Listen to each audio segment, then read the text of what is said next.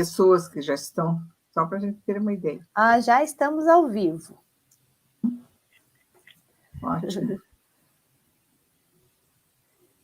Ainda não temos espectadores, mas também a gente entrou bem no horário, né? Uhum. Bem certinho. Você consegue ver agora, se está entrando? Eu consigo sim, ó. Já temos 4 pessoas que entraram. A partir de agora a gente já está gravando, né? Também. Olha lá, a Raquel já deu boa noite. Você consegue ver o chat ali, Maria Lúcia, do ladinho? Nos comentários? Tá. Viu? Viu? Raquel Faria, boa noite. Agora consigo, porque esse programa é diferente, a gente fica meio sem... Até a gente se achar, né? Olha lá, a Fabiana também deu boa noite. Se o pessoal puder colocar da onde está assistindo, né? Qual região do país, qual cidade, para a gente saber onde a gente está alcançando também. E a gente fica bem feliz. Mas eu acho que a gente vai ter que esperar aqui uns minutinhos, porque para mim agora é 20h04. Não sei no seu relógio, mas como tem aí umas variações, né? O pessoal vai... de Pinhais. Nossa, João Pessoa, Fabiana, Maria Lúcia. Ai, que coisa boa! De Pinhais, muito obrigada mais pertinho. Pelo prestígio, né? De vir de João Pessoa. Eu acho que é muito legal. Fabiana também, a Raquel também é aqui perto, mas né, o interesse é grande das pessoas. Então, acho que a gente vai dar esses 5, 6 minutinhos aí para poder começar, para que as pessoas possam estar chegando. Aqui já estamos aparecendo. O pessoal já tá entrando. Eu adoro as palestras de vocês, que bom, Fabiana. Que bom você estar conosco, porque a gente também gosta muito, sabe? A gente não tem tanto tempo, mas é muito gostoso de estar conversando com as pessoas e a gente poder fazer essa interação. Acho que é uma coisa sensacional. Essa possibilidade que a gente tem de ampliar esses horizontes, né? A gente faz questão, né, Maria Lúcia? Pelo menos uma vez por mês, né?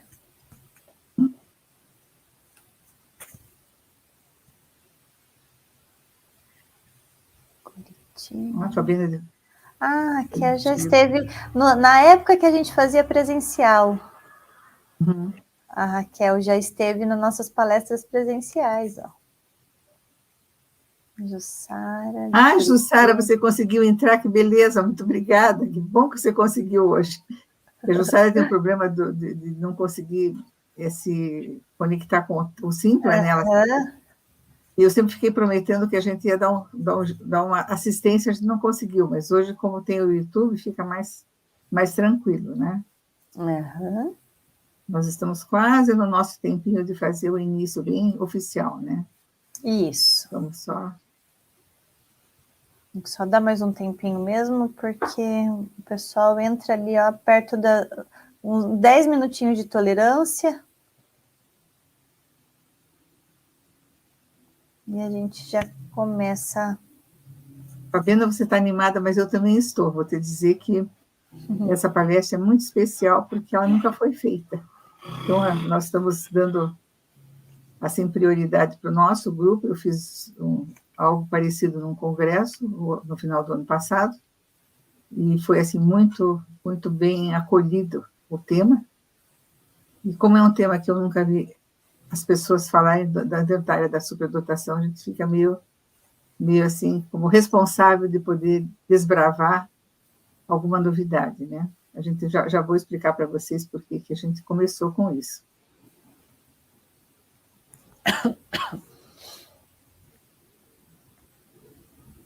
O material está muito bacana. Você é meio suspeita para falar, né? Então...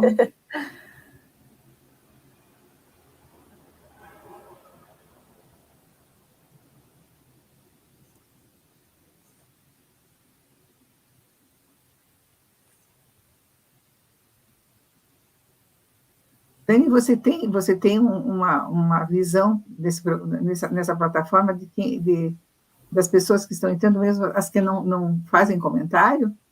Ou não fica Fica visível para você? todo mundo que está entrando, mesmo quem não escreve. Uhum. É porque para mim não aparece, então para mim fica aquela incógnita, eu fico sabendo só depois. É.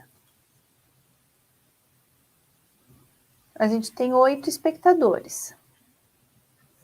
É pouquinho. É, porque eu acho que as pessoas estão... É aquele tempinho do pessoal entrar e tudo, né? É que chega em casa, né? O pessoal que sai do trabalho, geralmente, esse horário é um horário meio conturbado. É. A gente já deixa para as 8, que tem pessoas que fazem suas lives e tudo às 7, 7h30, mas a gente já viu que não dá certo, né? Que as pessoas estão, às vezes, voltando com criança de escola, horário de jantar, Sim. pôr criança na cama, dar banho, essas coisas todas que atrapalham um pouco esse dia a dia, essa rotina, ainda mais meio de semana, né? Se for final de semana, eles vão sair com as crianças, também não dá certo.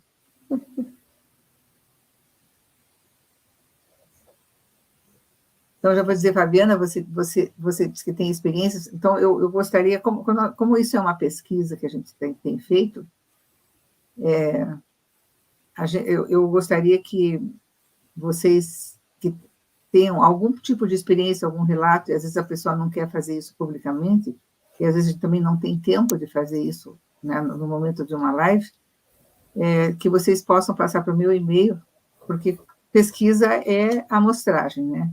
E quanto mais pessoas estiverem envolvidas, mais fácil e mais, vamos dizer, fidedigna fica a pesquisa. Então, se vocês quiserem e puderem fazer depois algum relato, alguma coisa pessoal, eu gostaria que vocês tivessem toda a liberdade, para nós vai ser sempre um acréscimo. Uhum. Cecília, é muito bom que você veio, minha querida Nora, né? Eu já estudo querida sogra, são poucas pessoas que dizem isso, então eu me sinto muito honrada quando eu sou uma querida sogra, mas eu acho que eu até dou conta da minha posição aí com louvor, sabe? Nunca reclamaram de mim como sogra, então é mais fácil os filhos reclamarem da gente, né?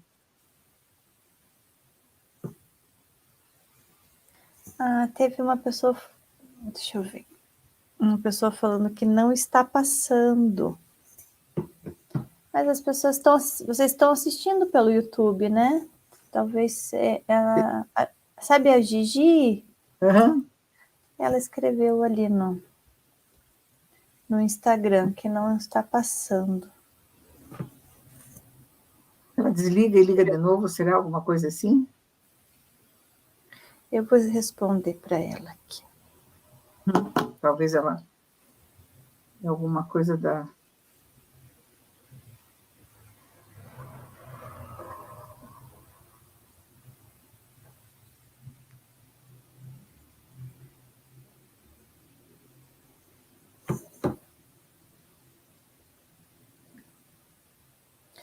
Teve que colocar o nome da palestra para achar.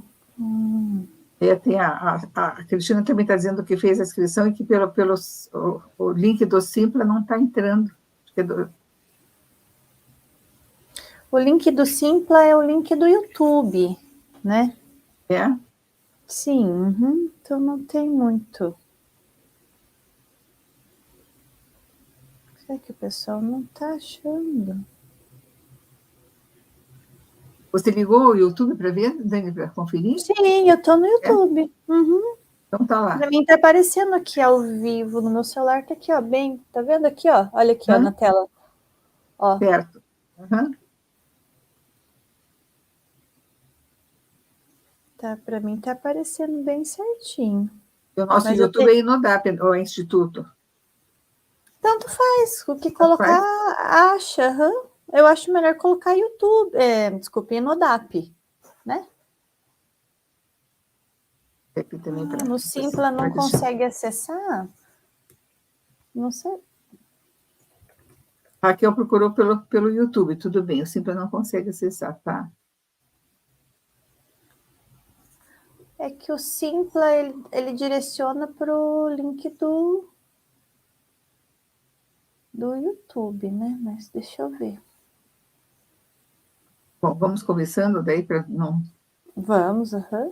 Também não consegui entrar pelo Simpla, busquei no YouTube, e mesmo colocando o canal, não aparece ao vivo. Olha lá. Essa plataforma é nova, né, que a gente escolheu. Eu não sei como que eu faço.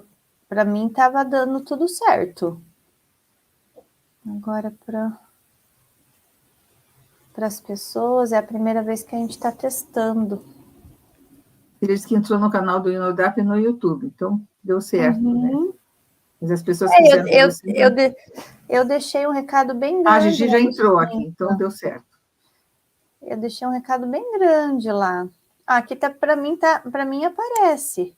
É. É. Bom, então vamos começar para a gente não atrasar muito, senão a gente vai ficando nessa coisa e você vai tentando acertar as pessoas que pedirem socorro aí, né? Aqui tá aparecendo para mim ao vivo, talvez tenha dado um delay nesse negócio aqui para aparecer, sabe?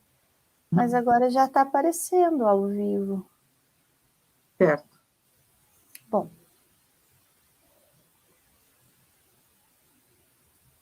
Foi bem difícil encontrar o link. Também tive que buscar pelo nome para encontrar. Quando entra no perfil do YouTube, não aparece na aba ao vivo. Sugiro publicar no Instagram.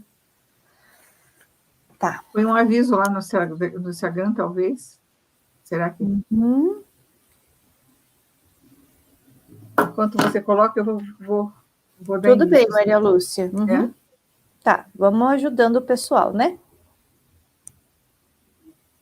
E buscar o nome para encontrar. Quando entra no perfil do YouTube, não aparece na aba ao vivo, né? Sugiro publicar. Tá. Então, tá ótimo. Gente, então, para quem está aqui, uma boa noite bem grande, bem próximo para todos os que já conseguiram entrar, e a gente vai tentando solucionar a situação dos que não conseguiram, né?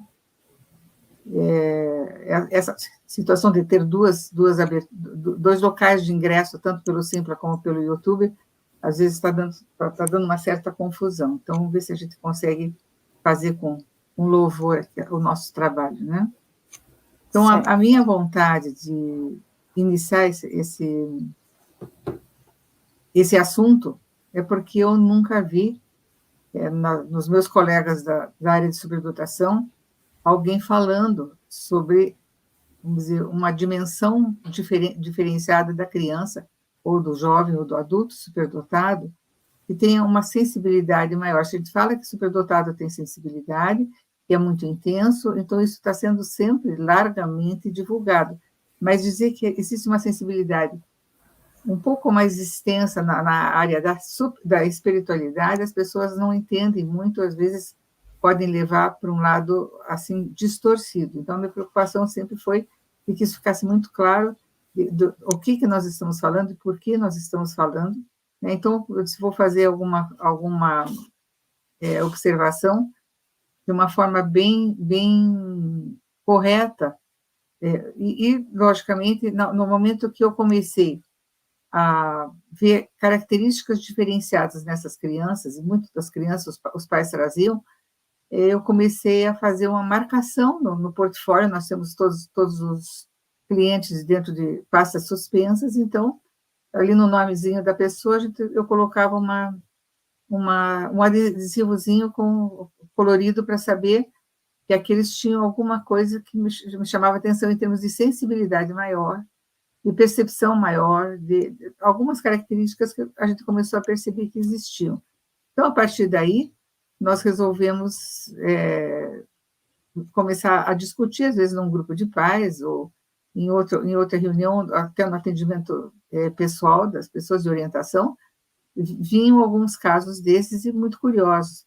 Então, nós começamos a ver que há um grande número de pessoas, de crianças e de jovens e hoje já adultos, que têm uma sensibilidade maior, que pende para a espiritualidade.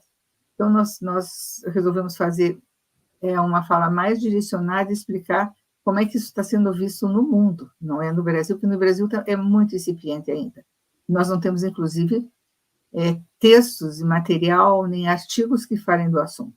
Então, hoje nós vamos abordar de uma outra forma.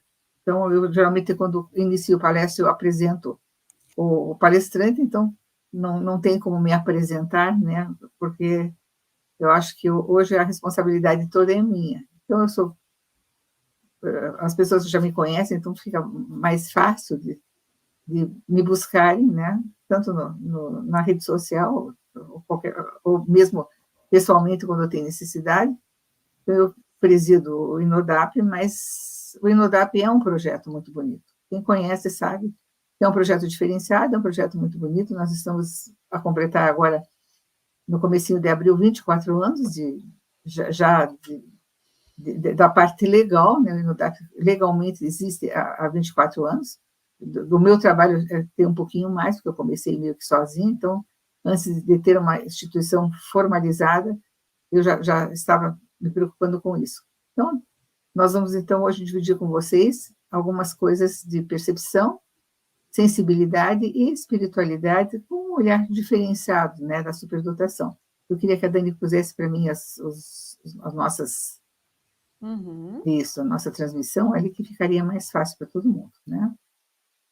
Então, nós temos esse título que eu coloquei, porque percepção, sensibilidade, a gente fala muito na superdotação, mas a espiritualidade eu não vejo que ela tenha sido levada, vamos dizer, tenha sido dada uma atenção que ela merece. Então, esse olhar diferenciado, eu gostaria de dividir com vocês, e que vocês também colocassem as suas observações, as suas experiências, podem mandar depois pelo e-mail para mim, que vai ser muito enriquecedor. Então, por que percepção, né? Então, é uma das características que se fala na superdotação. E o que é a percepção em si? É uma habilidade de captar, de processar, de entender a informação que os nossos sentidos recebem. Então, nós recebemos esse impacto sensorial através dos nossos órgãos, né, sensoriais, órgãos do sentido, e a percepção é um processo cognitivo, que no momento que a gente começa a ter essas informações, a gente começa a registrar essas informações, e ela nos permite, vamos dizer, interpretar o ambiente, interpretar os estímulos que nós recebemos, e eles vêm todos através dos nossos sensores, né? Qual é a função vamos dizer, dessa capacidade que nós temos? Então, na psicologia, na neurociência, nas ciências cognitivas, a percepção é uma função cerebral que atribui significado a esses estímulos sensoriais a partir do histórico das nossas vivências. Então, nós vivemos alguma coisa, nossos órgãos captam isso, registram, e o nosso intelecto já transforma isso num estímulo, vamos dizer, num conteúdo cognitivo. Então, através da percepção, o indivíduo organiza, interpreta as impressões sensoriais para atribuir, vamos dizer, um significado ao seu meio. Então, essa interpretação vem toda a partir daquilo que nós recebemos, né? Então, a percepção está aí. A sensibilidade consiste no quê? Né? Ops, desculpa que passou aqui. A sensibilidade consiste na capacidade perceptiva sensorial também, referente às emoções, sentimentos, ou mesmo às sensações físicas. E você diz, eu sou tão sensível, isso me sensibilizou muito. Então, nós já temos os termos que fazem essa conexão para nós. Todos os seres humanos são dotados de diferentes níveis de sensibilidade, seja física ou emocional. Hoje nós já temos livros que falam de pessoas altamente sensíveis, né? Já tem até uma siglazinha.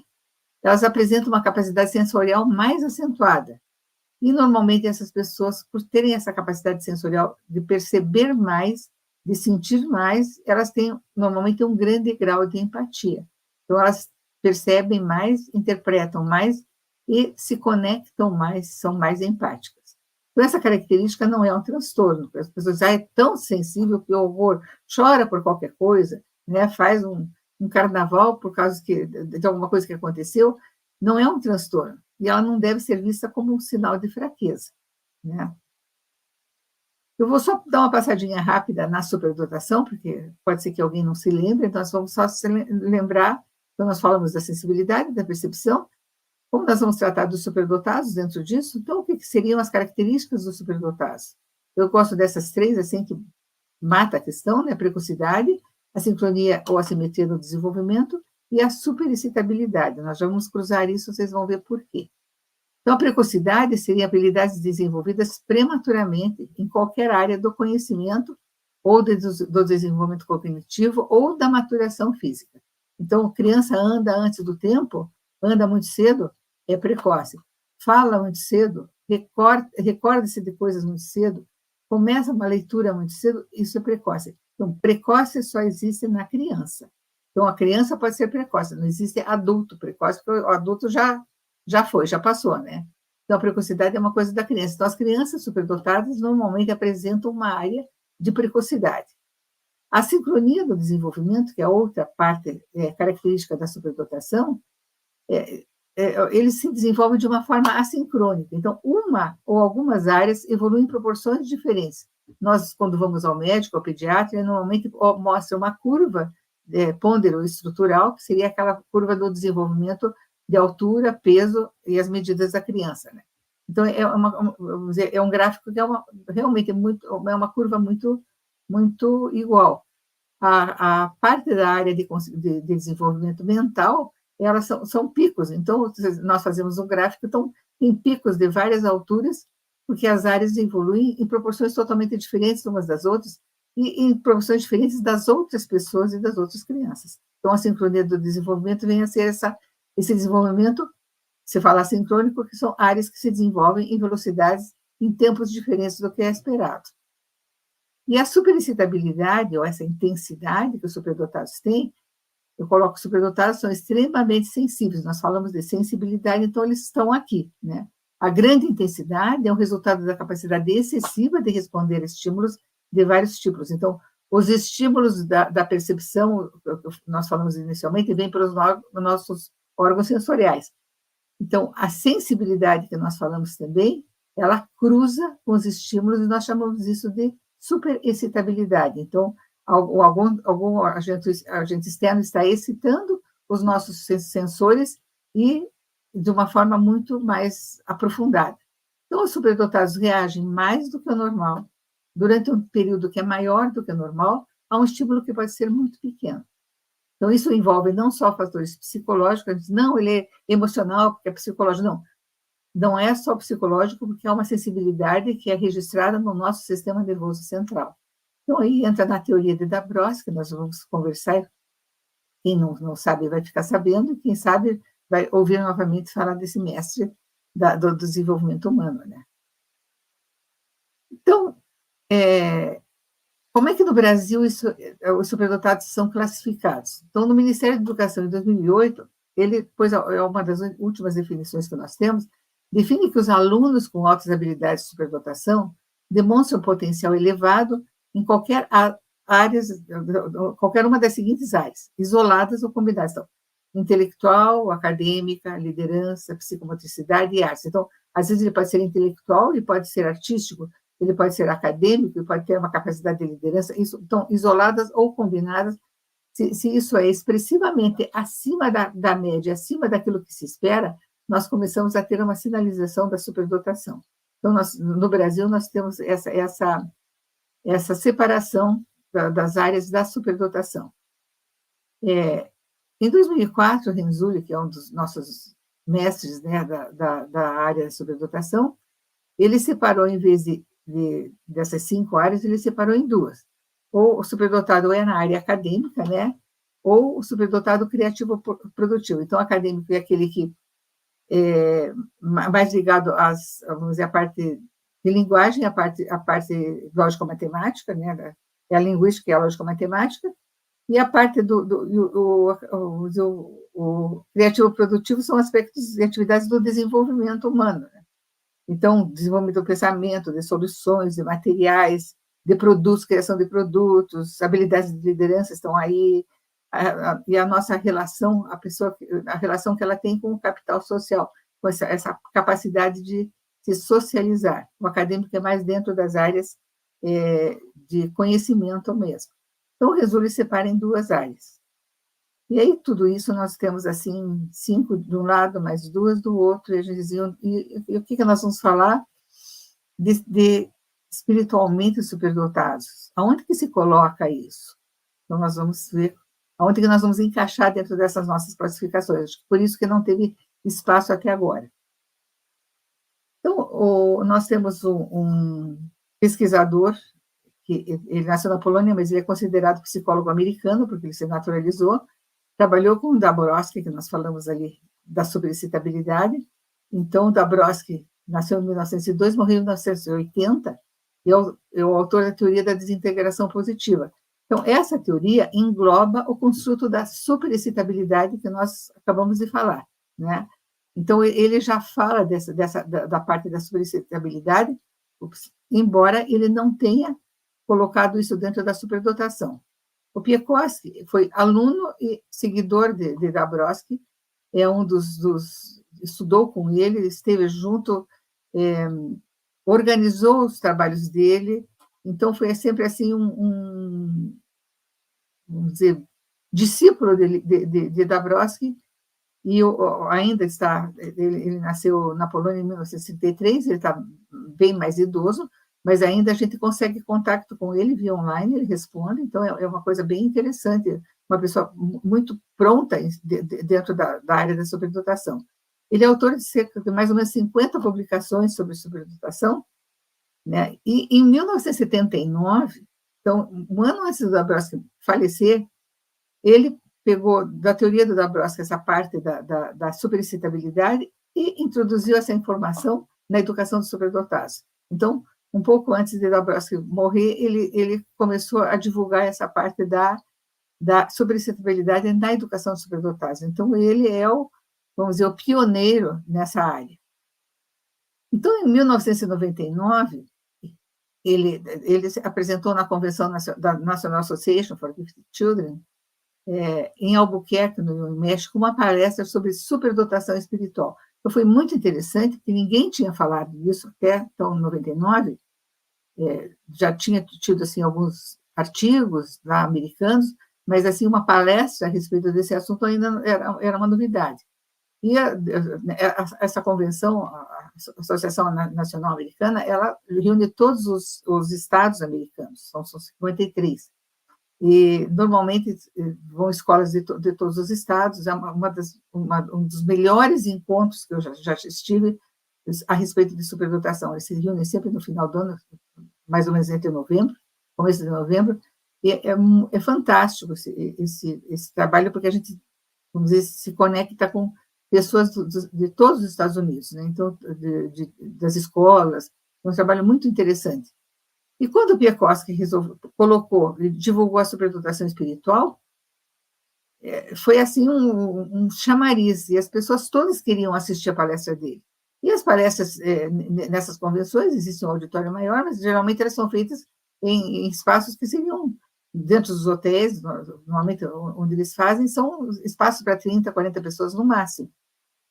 No dia dessa palestra do Piekowski, tinha gente sentada nos corredores, assim, no meio das poltronas, no pé das pessoas que estavam sentadas, inclusive pessoas que puseram cadeira assim na porta para olhar por cima para ver se conseguiam escutar ou ver o que ele estava falando.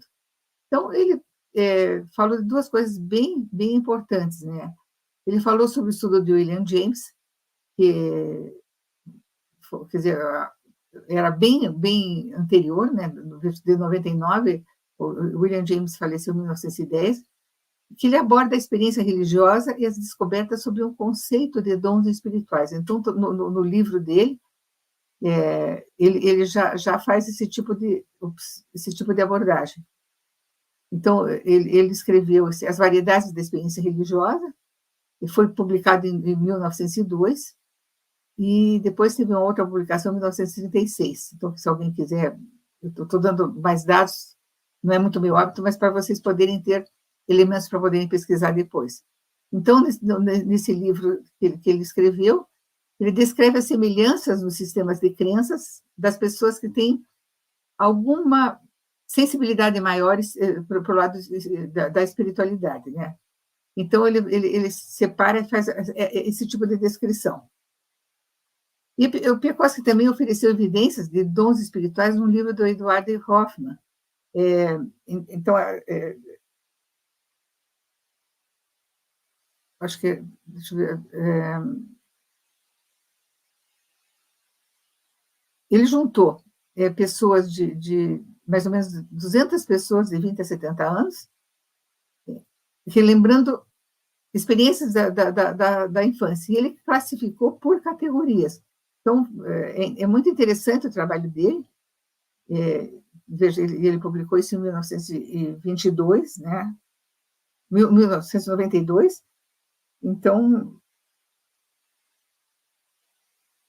ele chamou, assim, em termos de uma experiências espirituais inspiradoras na infância, porque ele começou a pegar pessoas de várias idades e perguntar como é que tinham sido essas experiências na parte da sua infância, né? Aí ele falou desses dois trabalhos e esmiuçou bem para a comprovação das pessoas que estavam estudando já esse assunto. E para encerrar a apresentação, foi muito bonito, porque a apresentação dele finalizou dizendo que as crianças pequenas, elas não têm medo da morte, e que na primeira infância são muito conectadas espiritualmente. Elas falam de morte, de vida, de experiências diferentes com maior naturalidade. Nós é que não temos muita, vamos dizer, familiaridade e abertura para poder escutar isso. E à medida que essas crianças crescem, elas vão perdendo essa conexão. Aí ele fez uma afirmação para encerrar, que nós precisamos mostrar respeito e aceitação quando as crianças compartilham essas percepções e experiências espirituais. Então, ele fez uma chamada, então, isso em 99, né? Então, quando a gente vai falar de dimensão espiritual, a palavra espiritualidade, ela carrega conceitos e preconceitos, né? Pela forte relação que tem com temas de fé e de religião. Eu queria deixar bem claro que a gente não vai falar de religião aqui. Então, religião, o que é? É um sistema de crenças normalmente sustentados por uma instituição, por um grupo étnico ou um grupo cultural, né? As religiões incluem rituais, práticas, regras de comportamento, algum tipo de simbolismos, não é? E elas são guiadas por um indivíduo ou grupo de indivíduos, às vezes existe uma certa hierarquia, e as pessoas sempre têm um dirigente e outras pessoas que ajudam para que esse tipo de crença se sustente. Então, sacerdotes, ministros, gurus, pastores, né? Para manter essa estrutura, ensinar, aconselhar, mediar e apoiar as pessoas que seguem, vamos dizer, uma crença religiosa. A espiritualidade é uma experiência do indivíduo. Então, um aspecto que é fundamental na pessoa que tem esse desenvolvimento espiritual mais avançado é justamente essa conexão com algo que é imaterial do universo. Então, ao nome que se dê a Deus, um poder superior, uma mente universal, a força, o transcendente. Então, é uma forma como o indivíduo encontra significado e se relaciona com a vida, com o universo e com o todo. Então, vamos lembrar bem que a religião é uma atividade de grupo, e a espiritualidade é uma realidade pessoal. Então, a pessoa desenvolve e ela tem esse tipo de percepção maior. Então, embora os assuntos estejam intimamente relacionados, as religiões, vamos dizer, é uma forma de satisfazer a necessidade possivelmente inata de espiritualidade da humanidade, eles não são intercambiáveis e nem sempre estão ligados. Então, a dificuldade muito grande que Howard Gardner teve quando ele separou, na sua teoria da inteligência múltipla, ele separou as 7 inteligências primeiro, depois ele anexou a 8ª inteligência, que era a naturalista, e aí ele ficou entre existencial e espiritual, uma 9ª inteligência. Então, ele diz que nós temos 8 inteligências e meia, porque essa 9ª inteligência ele nunca conseguiu dar, vamos dizer, uma definição clara ou um nome claro que ela estivesse assim, segmentada para um grupo só dessa área da inteligência, como a naturalista, como a linguístico-verbal, como a lógico-matemática. Ele não conseguiu colocar, porque ele diz que todas as pessoas têm uma necessidade de espiritualidade, todas as pessoas têm uma religiosidade, todas as pessoas têm em algum momento da vida, um desenvolvimento mais avançado nessa parte de sensibilidades. Então, foi muito difícil, ele disse que não se sentia, vamos dizer, seguro para criar uma 9ª inteligência separada, por isso, porque que ela está interligada, a parte da espiritualidade está interligada em todas as outras inteligências. E a gente tem que pensar que uma pessoa pode ter uma religião sem espiritualidade, ou segue aquilo, né, vamos dizer, mecanicamente, ou ter uma espiritualidade muito grande e não seguir uma determinada religião. Então, a espiritualidade é uma coisa de foro íntimo, né? Ela é uma coisa individual. Então, se nós pensamos em dimensão espiritual, a gente tem que pensar que a dimensão espiritual é uma capacidade que todos nós possuímos, e como em qualquer área, tem alguns que despontam mais, que têm uma habilidade mais avançada, e tem alguns que você não sente tanto desenvolvimento nessa área. Então, os dons espirituais não são tão fáceis de identificar como os dons vistos nas ciências, nas artes, na humanidade. Nós pusemos ali a Marie Curie, né, a Madame Curie, que foi, assim, um exemplo de pesquisadora, de superação, né, na área da ciência. A primeira mulher a ganhar um prêmio Nobel, o primeiro dela foi de física.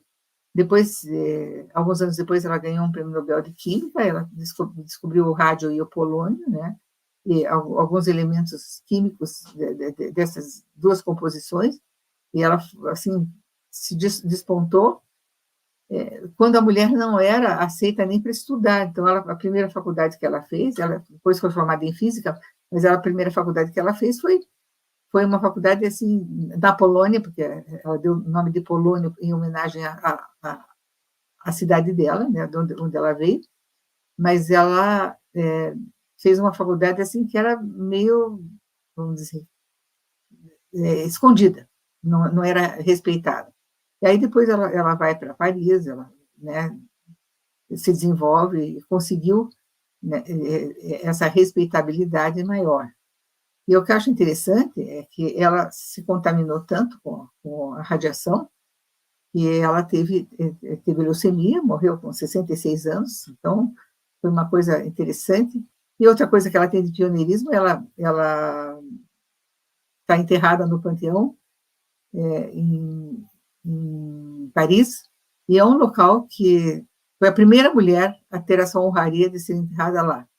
O caixão dela é de não sei quantos centímetros de chumbo, né, para que não se passe a radiação, e o material dela, parece que todo o material dela de cadernos, anotações, vestimenta, e tudo também estão vamos dizer, guardados em Paris, né? Mas se as pessoas, quer dizer, os pesquisadores que querem olhar os manuscritos, tudo tem que se vestir com roupa adequada, assinar um compromisso de que não tem problema nenhum com a radiação, que eles estão responsáveis pelas atitudes deles, porque tem uma área de radiação, estava vendo que em 100 anos ainda ela está muito, muito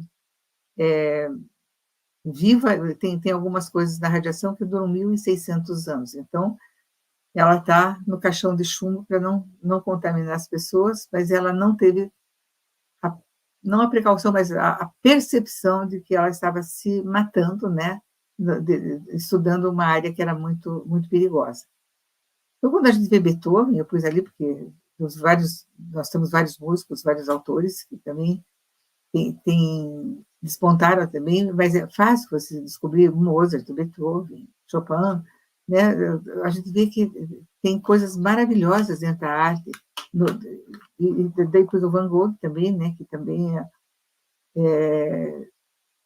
vamos dizer, modificou a parte toda da arte, que era muito clássica, muito acadêmica, e ele foi para o impressionismo, mostrou outra linha de gráfica, de mostrar as imagens que ele fazia.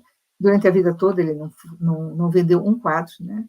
E depois que faleceu, a gente vê que se hoje nós tivéssemos um Van Gogh na mão, nós seríamos bilionários, né? Então, o quanto vale a arte dele e o quanto ele deixou de experiências no mundo. Então, é muito fácil de você identificar grandes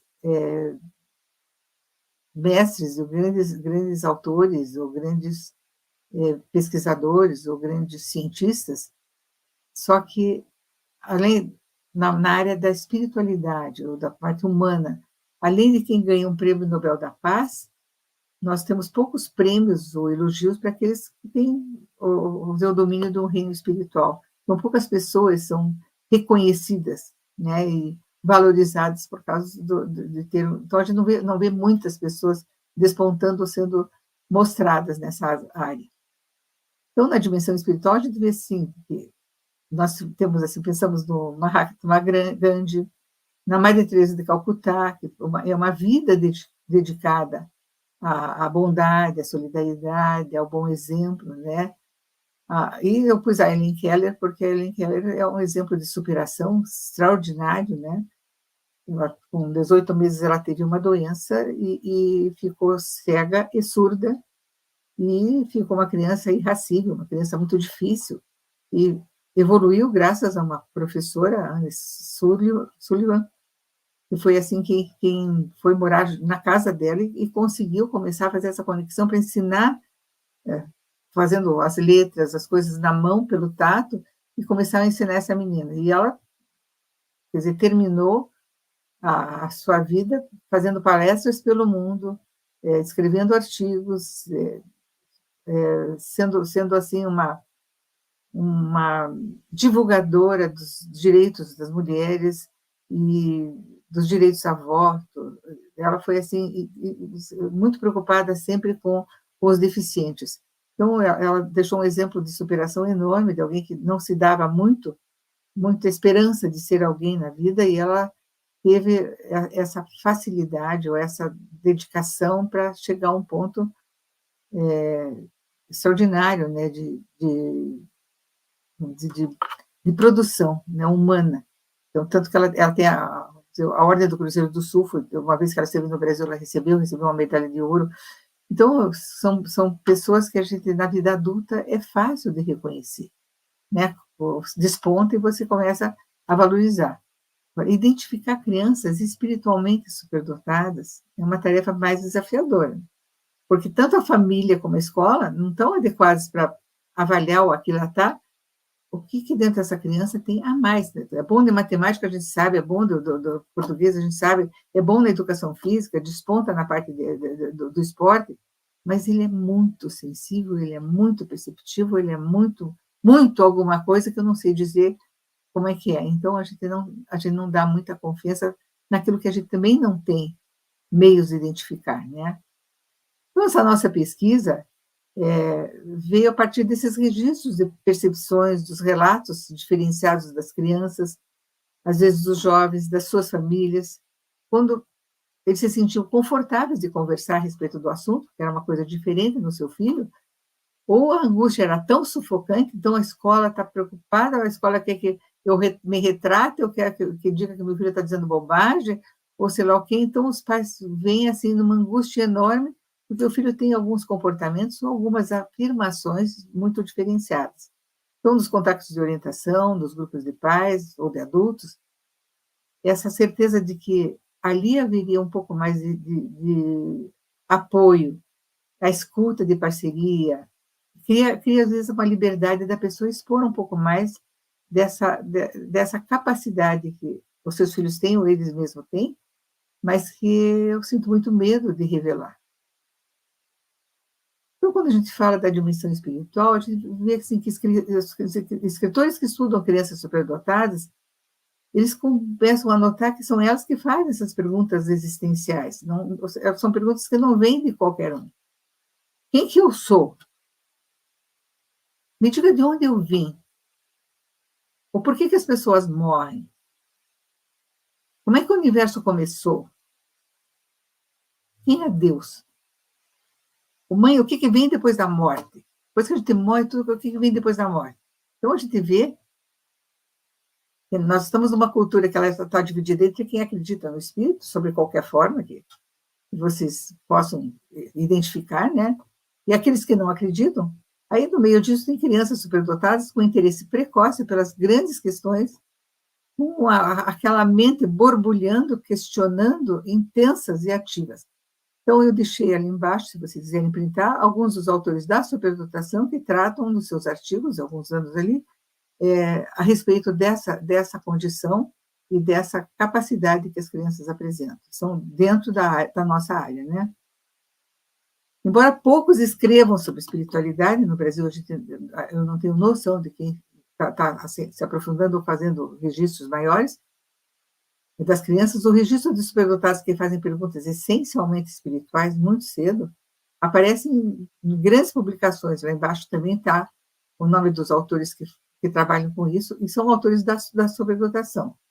Então, algumas crianças superdotadas se sentem assim, em conexão com o universo, parece que elas fazem parte de um todo maior. Elas têm assim, em algumas ocasiões, em alguns locais onde elas vão, é como se tivesse assim, uma transcendência com o infinito, um pôr de sol maravilhoso, alguma coisa, faz com que elas se comovam muito, que elas se sintam parte, vamos dizer, de um todo maior. Essa profundidade de conexão não pode ser subestimada, né? Elas precisam de uma oportunidade de poder se expressar, de agir de acordo com esses sentimentos que são muito fortes. Aí, não satisfeito, Piekoski, nós falamos dele em 1999, na convenção, né, do Novo México. Em 2003, ele ainda colocou, nas publicações dele, eu estava vendo, ele depois argumentou que as crianças com dons espirituais têm a capacidade de induzir consciência elevada por meio de técnicas deliberadas. Então, tem algumas crianças que aprendem a meditar, ou às vezes eles fantasiam tanto e criam veem tanta coisa da energia do universo, da energia da terra, da energia das plantas, e às vezes isso obscurece as distinções da chamada realidade. Nós às vezes não sabemos até que ponto é real e até que ponto é fantasia. Nós vemos também que eles têm uma sabedoria que vai além da idade.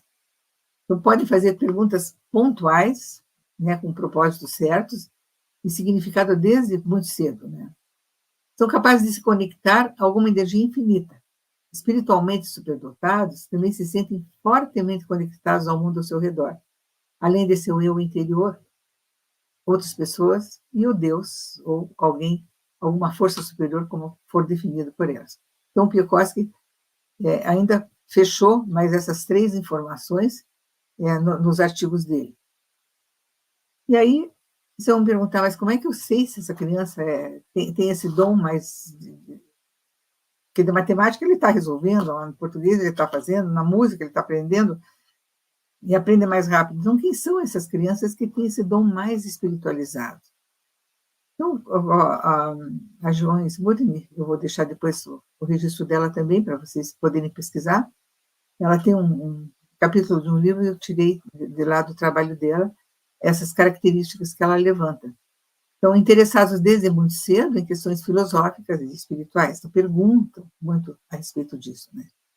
Inspirados por uma sensação de totalidade na vida, aprendendo todos os seres do universo, sentindo-se parte desse grande todo.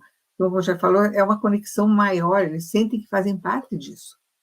E quando a gente vê superdotados, e vocês que lidam com essa área também, ou têm dentro de casa, né, que eles se preocupam muito, o que eu ainda não fiz para mudar as coisas. É uma vontade de mudar o mundo, é uma vontade de fazer alguma coisa diferente, é uma vontade de salvar as pessoas, de salvar o mundo.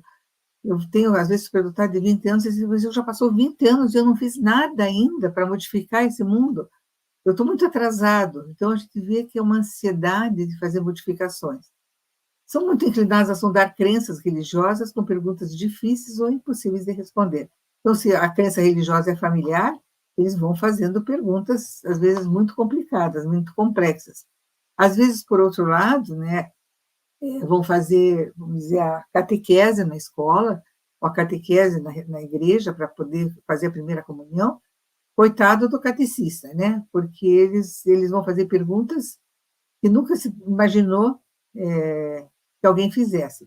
Eu tenho uma criança, cliente nosso, que ele teve dispensa da catequese. Ele perguntava tanta coisa impossível para a professora que estava, vamos dizer, administrando esse tipo de trabalho, que a professora chamou a mãe e disse, olha, por favor, ele vem só no dia da primeira comunhão, porque ele já sabe tudo, não precisa. Ele perguntava, assim, coisas absurdas, né? E até quando eu estava comentando esses dias a respeito da nossa palestra, uma mãe me disse que a criança perguntou assim, foi na igreja, viu Jesus na cruz, né? E disse assim, mas Jesus não ressuscitou? E o que ele está fazendo ali em cima? Por que ele está lá ainda? Então, que resposta você dá? Por que ele está lá pregado na cruz se ele ressuscitou? Então, não deixassem mais ser esse, vamos dizer, o modelo de Cristo que vocês estão pregando. Então, coisas assim, vêm de perguntas muito muito firmes, muito fortes, né? Então, a gente fica sem saber, muitas vezes, e os pais, às vezes, estão professando uma crença, e aquilo está muito natural, quando a criança começa a questionar e ponderar algumas coisas, eles ficam muito incomodados. Então, são crianças muito intuitivas sobre o comportamento humano e o comportamento animal. E crianças que têm animal de estimação, e eles dizem, olha, mas eu estou olhando, ele está me dizendo isso. Olha que ele está feliz, o cachorro está feliz, você está vendo que ele está feliz? Então, eles conseguem fazer essa distinção do comportamento das pessoas. E essa do comportamento humano, eu tenho várias situações que a criança percebe, ele não sabe dos detalhes da pessoa, mas não gosta de se aproximar de determinadas pessoas. E quando a gente vai pesquisar ou vai junto com a família, por que será que ele não gosta? É aquela pessoa que é mentirosa, que é falsa, ou que é invejosa, ou que tem alguns distúrbios de caráter ou distúrbios de personalidade, e essa criança nunca conviveu tanto, mas ela percebe no olhar, no sentimento, na aproximação, que aquela pessoa não é totalmente honesta ou totalmente leal. Então, eles chamam a atenção dos pais e não gostam de se aproximar. Uma vez eu estava conversando com os pais, com um casal, explicando que isso acontece, e o marido olhou para a mulher e disse assim, por isso que ele não gosta da madrinha dele, que é a tua irmã, porque ela é muito mentirosa, ela é muito falsa. E eu fiquei numa situação entre os dois que eu não sabia o que dizer, porque eu estava explicando que é natural que a criança perceba alguns desvios de caráter, aí o pai já fez a declaração de por que a criança não gostava da madrinha. Então, o superdotado é muito perceptivo dessa parte do sentimento e do comportamento humano, né? Profundamente atraídos pelo criativo, artístico, pelo imaginativo, isso é uma coisa que é muito natural neles, interessados em fenômenos inexplicáveis, assim, OVNIs, habilidades telepáticas, experiências de quase morte, visões de futuro. Então, se começa a falar num assunto, eles ficam com aqueles olhos assim. Hoje eu tenho a facilidade de ter a internet, né, o YouTube, sei lá, documentários, então eles vão explorando conforme o assunto, vão explorando a fundo. Isso tudo chama muito a atenção, eles querem explicação para coisas que eles não conseguiram entender. Então, uma tendência a sentir que existe um outro mundo, um outro padrão, uma outra força, uma inteligência visível, além daquilo que eles estão vendo. Então, eu sinto que tem. Se eu fui no tal lugar, eu não gostei, alguma coisa tem ali, ou se sentem muito emotivos dentro de um museu, dentro de alguns espaços, vamos dizer, onde tem coisas históricas, eles parecem que recuperam aquela energia, e eles conseguem perceber alguma coisa a mais ali. Devastados pela crueldade, guerra, destruição do meio ambiente, preocupados com essas questões. Nós, como hoje, nós temos assim, em tempo real, todas as informações do que está acontecendo aí no mundo, todas as tragédias, todos os dias tem, né? Então a gente fica vendo que essas crianças se sentem muito mal, elas sofrem muito. Então, se nós pensarmos agora, nesse horário, quantos superdotados estão deitados na cama, sem conseguir dormir, e pensando em questões da guerra, das questões do último noticiário que eles viram, num comentário que foi feito, e eles não conseguem se desligar daquilo, porque aquilo está incomodando muito. E muitos deles acham que tem que fazer alguma coisa, que tem que falar com alguém, que tem que parar com isso, com a maldade. Então, a gente tem que pensar que as dificuldades que eles têm sociais, as dificuldades até de relaxar, de dormir, de ficar tranquilo, tem muito a ver com todas as informações que eles estão vendo, que estão sofrendo muito mais do que a gente imagina. Então, são altamente sensíveis e compassivos com os outros, então, os maltratados, sofredores.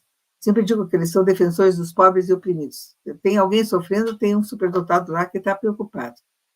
Ligados de forma empática e até telepática aos animais, à natureza, então, sempre convencidos que existe uma conexão maior. Então, não mexa na planta, ela sofre também, ela tem dor.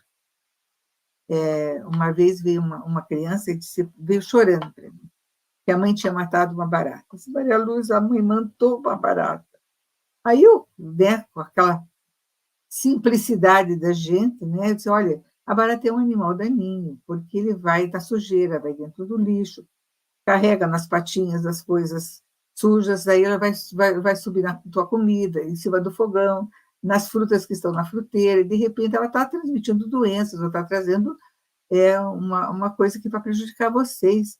E eu explicando, e a criança com os olhão grandes, assim, pingava lágrimas. Aí, quando eu falei, eu comecei a explicar, ele disse assim, mas a barata também tem família. Eu, bom, acabou comigo, né?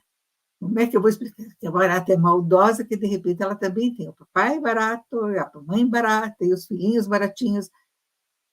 Então, vamos começar tudo de novo, né? Como é que a gente conversa com as crianças para explicar coisas que são naturais, que você vai pôr um Rodox lá, uma coisa para matar o bicho, e que, de repente, ele não se conforma, que não tem uma outra forma de você salvar as baratinhas, né? Então, eu acho que essa coisa é uma ligação muito grande com a natureza, com os animais. São capazes de assumir posições muito fortes e corajosas sobre questões éticas com argumentos bem fundamentados. Então, são crianças que levantam na sala e vão defender o amigo, e vão defender a injustiça, e vão dizer que a prova do outro merecia uma nota maior, porque ele tirou 1,5 nessa questão, e o coleguinha dele respondeu a mesma questão e tirou só meio ponto. Aí eu já vi professores assim, então eu diminuo o teu também. Se diminuir ficar o dele, daí é justo. Então, a criança, às vezes, se prejudica, diminui a sua nota, porque ele está em defesa de alguém que ele sentiu que foi injustiçado. Isso, para quem trabalha com superdotados, ou que tem superdotados em casa, você sabe que o senso de justiça é uma coisa muito palpável, muito vista. Só que a gente não imagina que eles sejam tão altruístas que eles não se incomodam de ter prejuízos para eles, uma vez que a justiça seja unânime, né? Então, nós temos, assim, outras situações e curiosidades dessa nossa pesquisa, eu vou falar algumas coisas para vocês.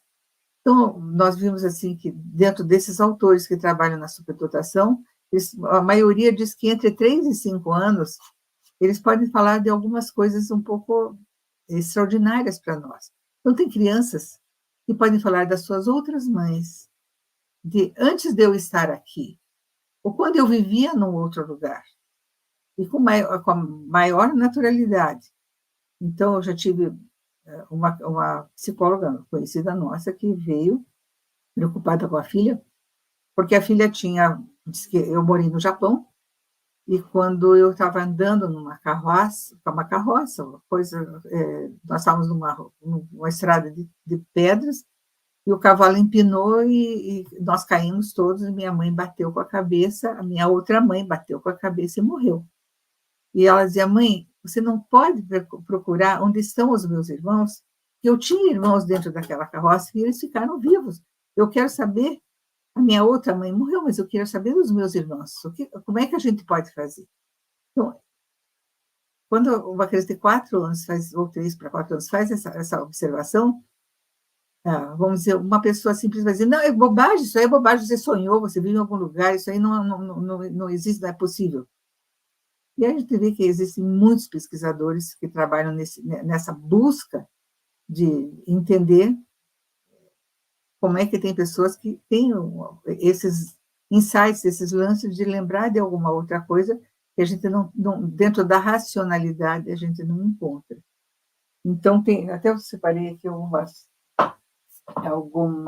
tem um livro que foi um dos Crianças e Suas Vidas Passadas, da Carol Braunman. Não sei se alguém tiver interesse, ela é muito interessante. Ela tem o prefácio do Dr. Brian Weiss, que é autor de Muitas Vidas, Muitos Mestres, mas as descrições dela são muito interessantes. Ela é considerada também uma pessoa, vamos dizer, que mais se preocupou de procurar essas situações de lembranças de alguma coisa que as crianças parece que trazem e que, de repente, não tem uma explicação racional. Existe um autor, para quem quiser se aprofundar um pouco, que é o Ian Stevenson. Eu gosto, vamos ver se vocês conseguem ver. Children Who Remember Previous Lives.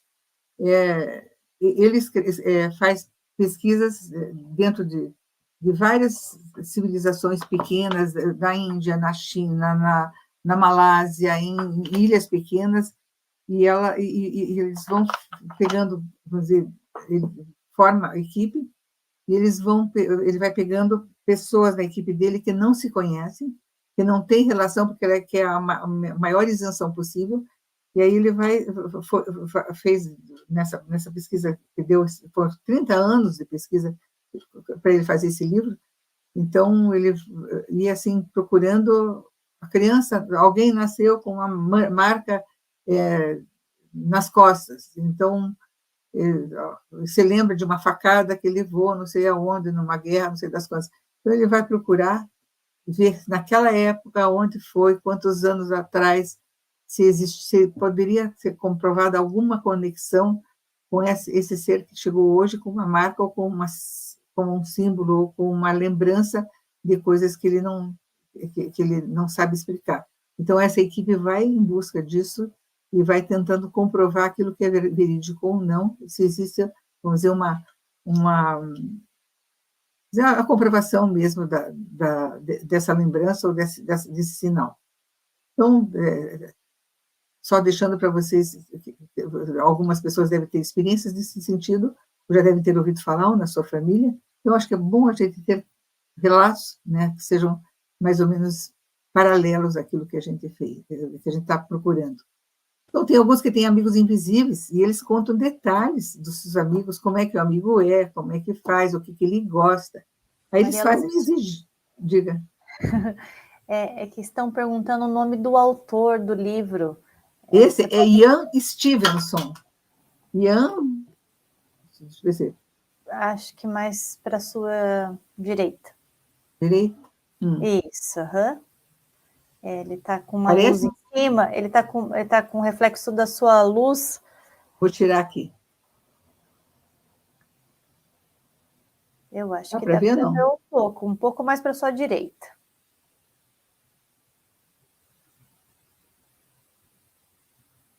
Parece o nome, não? É que para mim fica atrás do slide.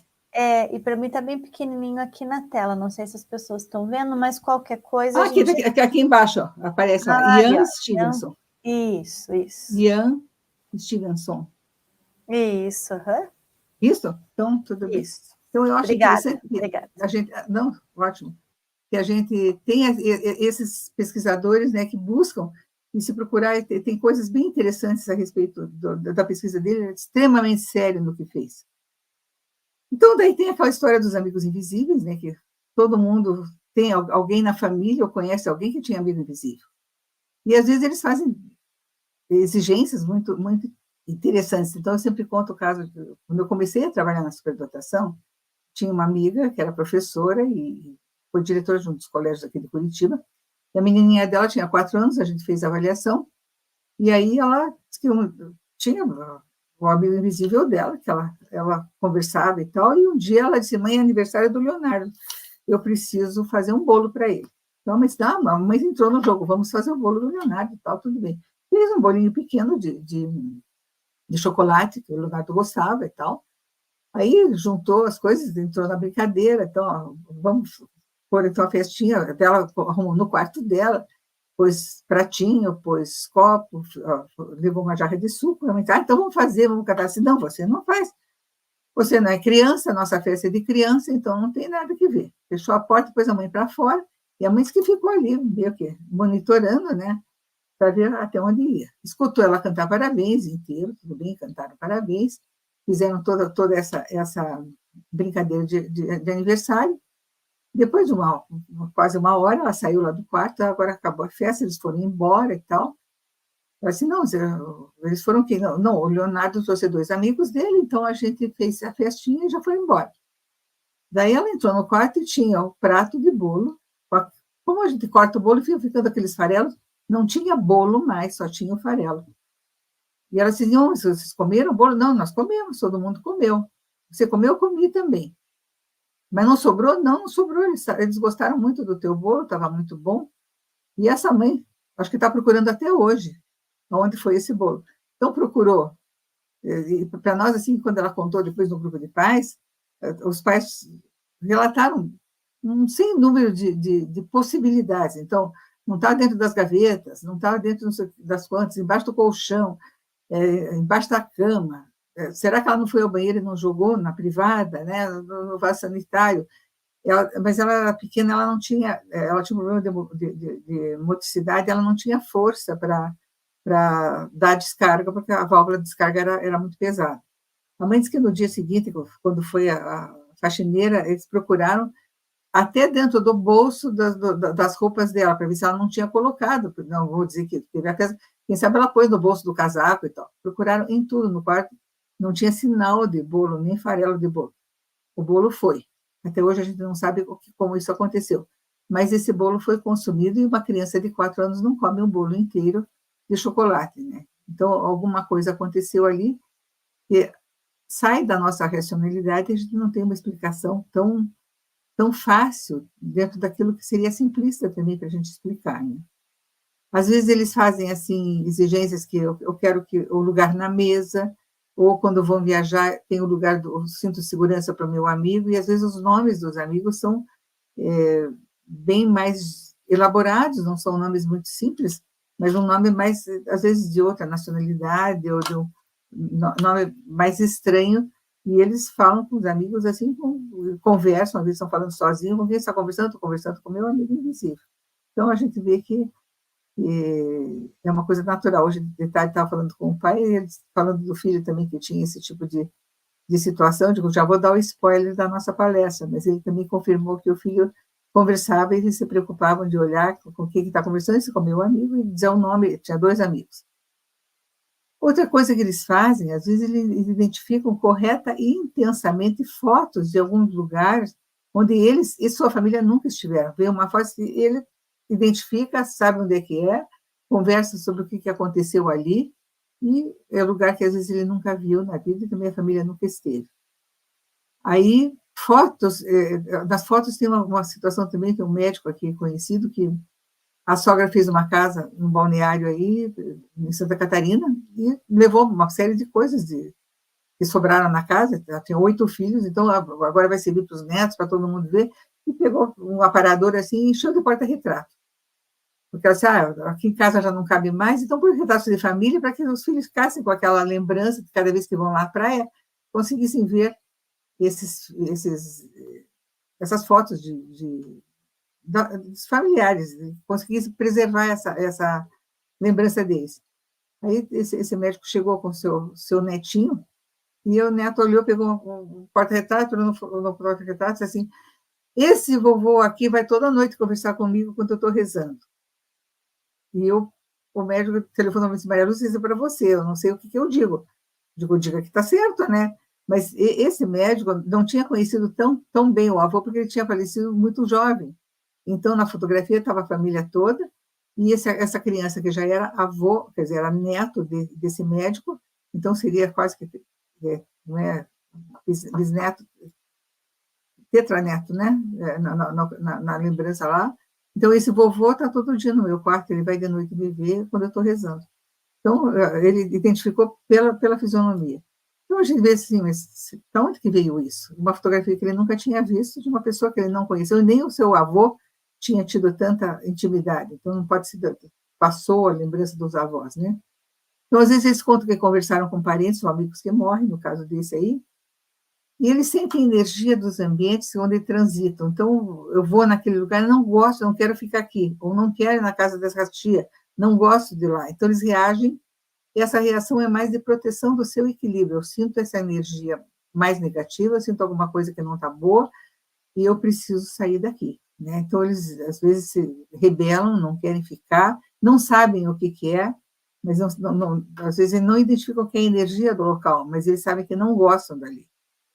E eu coloquei, eu lembro de antes de nascer, como o fato da nossa, vamos dizer, do contato do nosso trabalho, que uma vez a mãe contou que a criança já tinha uns 8 ou 9 anos, e ela estava assim, olhando o luar e tal, ela disse assim, mas mãe, que nem aquele luar que você viu antes de eu nascer. Ela disse, mas como? Disse, não, lembra que a gente estava numa praia que tinha uma lua cheia tão bonita que você até disse, como está bonita essa lua cheia, você estava descansando. Aí ela lembrou que eles tinham estado em Torres, ou Tramandaí, uma praia assim, ela estava de 8 meses e pouco de gestação, já estava assim bem pesada e tal, e um dia de muito calor, ela deitou na areia com pessoas familiares, outro casal e pessoas ali, ela deitou na areia e ficaram comentando da lua cheia, que estava muito bonita, muito intensa, e comentando como era gostoso, a brisa do mar e a lua cheia. E essa criança, no momento que viu uma lua cheia, ela lembrou daquilo que ela ouviu a mãe dizer quando ela não tinha nascido ainda. Então, é uma coisa que a mãe disse assim, eu não lembrava mais do fato, mas quando ela falou, lembra da lua cheia que você comentou, antes de eu nascer, daí ela conseguiu fazer o registro e retornar. Então, fica assim, parece uma coisa meio esotérica, mas não é uma coisa que aconteceu, uma percepção muito, muito aguçada e uma lembrança do que essa criança escutou enquanto estava no ventre materno. Então, as histórias utilizam, às vezes, um vocabulário da crença da família. Vamos dizer, a história dentro daquilo que você está falando, ou do vocabulário que você utiliza. Então, normalmente, eles utilizam o mesmo vocabulário. Mas a gente vê que, mesmo em famílias com as convicções, que as convicções não incluem reencarnação, eles podem falar de vidas passadas com a linguagem que provém das tradições espirituais, das quais eles não foram expostas. Então, a gente vê que na superdotação tem muito isso, o vocabulário da criança, e é uma das características que a gente fala do superdotado, que ele é mais avançado e tal, é que de vez em quando eles usam termos ou expressões que você não sabe de onde que eles tiraram. Então, eles ouvem alguma coisa, arquivam, guardam no seu HD, e no momento certo eles usam contextualizando. Então, isso é uma das coisas que eu cansei de dizer para pais. Agora, quando eles usam alguma expressão que não é vista no Discovery ou coisas assim, e é uma expressão mais avançada, vamos dizer, para uma explicação de reencarnação, para uma explicação de uma vida que se passou anteriormente, parece que quer dizer, entrou num reino que eu não sei como explicar, então é melhor não falar com isso, né? Então, muitos pais acham que as histórias são perturbadoras e até assustadoras. A gente se assusta mesmo, ou às vezes não está querendo acreditar, então a gente acha todas as explicações para dizer que aquilo talvez foi uma fantasia, né? É porque essas crenças não se enquadram facilmente numa visão estritamente racional da realidade. Então, se entrar dentro de uma visão racional, elas não estão enquadradas. Então, ela tem uma dificuldade grande, e nós temos dificuldade de aceitar, porque a gente tem que colocar na visão das ciências exatas, né? Então, as crianças espiritualmente superdotadas e sensíveis enfrentam um dilema muito grande. Ela tem esse dom especial, que liga a um sentido maior de vida, e não tem a maturidade emocional ou experiência para lidar com isso. Isso acontece em qualquer área da superdotação. A criança, às vezes, sabe coisas, e quando ela vai dizer o que ela vai falar na escola, ela não tem maturidade emocional para discutir aquilo, porque ela não tem vamos dizer, uma história de vida que dê, vamos dizer, que dê suporte para ela poder se colocar, se posicionar, né? Então, ela, às vezes, recua porque ela não sabe se defender. Imagine quando isso, falando de raiz quadrada, de, vamos dizer, fotossíntese, outras áreas do ensino, desde muito pequena, que as crianças já saibam alguma coisa sobre isso, já assusta e as pessoas já ficam horrorizadas, já começam a inventar uma porção de transtornos para essa criança. Imagine se a gente fala de um lado espiritual, ou das outras vidas que eu vivi, ou de repente do meu amigo invisível, que veio para a escola junto, e que eu quero uma carteira aqui do lado para ele poder assistir essa aula que eu gosto. Então, veja como é que isso chega aos ouvidos da escola. Então, o que nós conhecemos como a sincronia faz com que uma criança pareça ter 25 anos de compreensão metafísica e 6 de maturidade emocional, justamente por causa desse processo que ela não viveu ainda. Aos 7 anos, ela fala da natureza da consciência, mas chora pela perda de um pedaço do Lego. Então, isso está também nesses autores, que eu deixei ali para vocês depois se divertirem e pesquisarem, porque tem coisas muito interessantes. E se depois quiserem, também podem retornar para mim, que eu tenho muito material já coletado dentro desse assunto, né? Como pais educadores podem ajudar o crescimento dessas crianças e sua aceitação da dimensão espiritual, sendo plenamente conscientes do impacto que isso pode causar. Quer dizer, quando você diz para os seus filhos, tudo bem, tá, teu amigo vai conosco, vamos lá para a casa da avó, aí quando ele chega na casa da avó, e que trouxe o amigo secreto dele, o amigo invisível, ele para uma reunião de família, onde tem tios, tem primos, tem outras pessoas, se imagine como é que é a aceitação dessa criança. Então, os pais, às vezes, vão dizer, olha, eu vou lá, mas você não abra a boca e não fale que você está levando o teu amigo. Como é que essa criança sente isso? Então, geralmente, eles estão fora de sincronia com os colegas e, às vezes, com a própria família. Né? Eles estão precisando de uma constante aceitação emocional, que é o que vai dar segurança para eles continuarem. Então, para a maioria das crianças superdotadas, as questões são profundas e pessoalmente importantes. E, logicamente, que é dentro de casa, é dentro do lar, talvez seja o único lugar onde essas perguntas são levantadas e que eles podem, às vezes, falar, enquanto a gente não boicota, né? Então, muitos pais descobrem, para o seu desgosto, que as dúvidas do seu filho extrapolam a segurança familiar, então saíram dos muros de casa e chegaram na escola, e chegaram na casa do tio, e chegaram no vizinho, e eles estão falando de alguma coisa que eu não queria que fosse falado, porque vão dizer que meu filho é louco, vão dizer que eu estou ensinando coisas para meu filho que não está de acordo. Né? Então, eles não são pessoas para as quais as respostas simples ou simplistas são suficientes. Então, quando a professora disse assim, você está falando que tem amigo? Todo mundo teve na infância alguma coisa, eu também tive, sei lá o quê. Ou faz assim um tipo de uma coisa, um pouco caso, essa criança vai... Isso não basta, ele quer uma coisa mais consistente. Então, quando a família tem, vamos dizer, uma opinião forte sobre religião, ou são mais fanáticos, ou mais determinados dentro de uma crença, eles acham difícil debater com os filhos questões que eles mesmos nunca questionaram.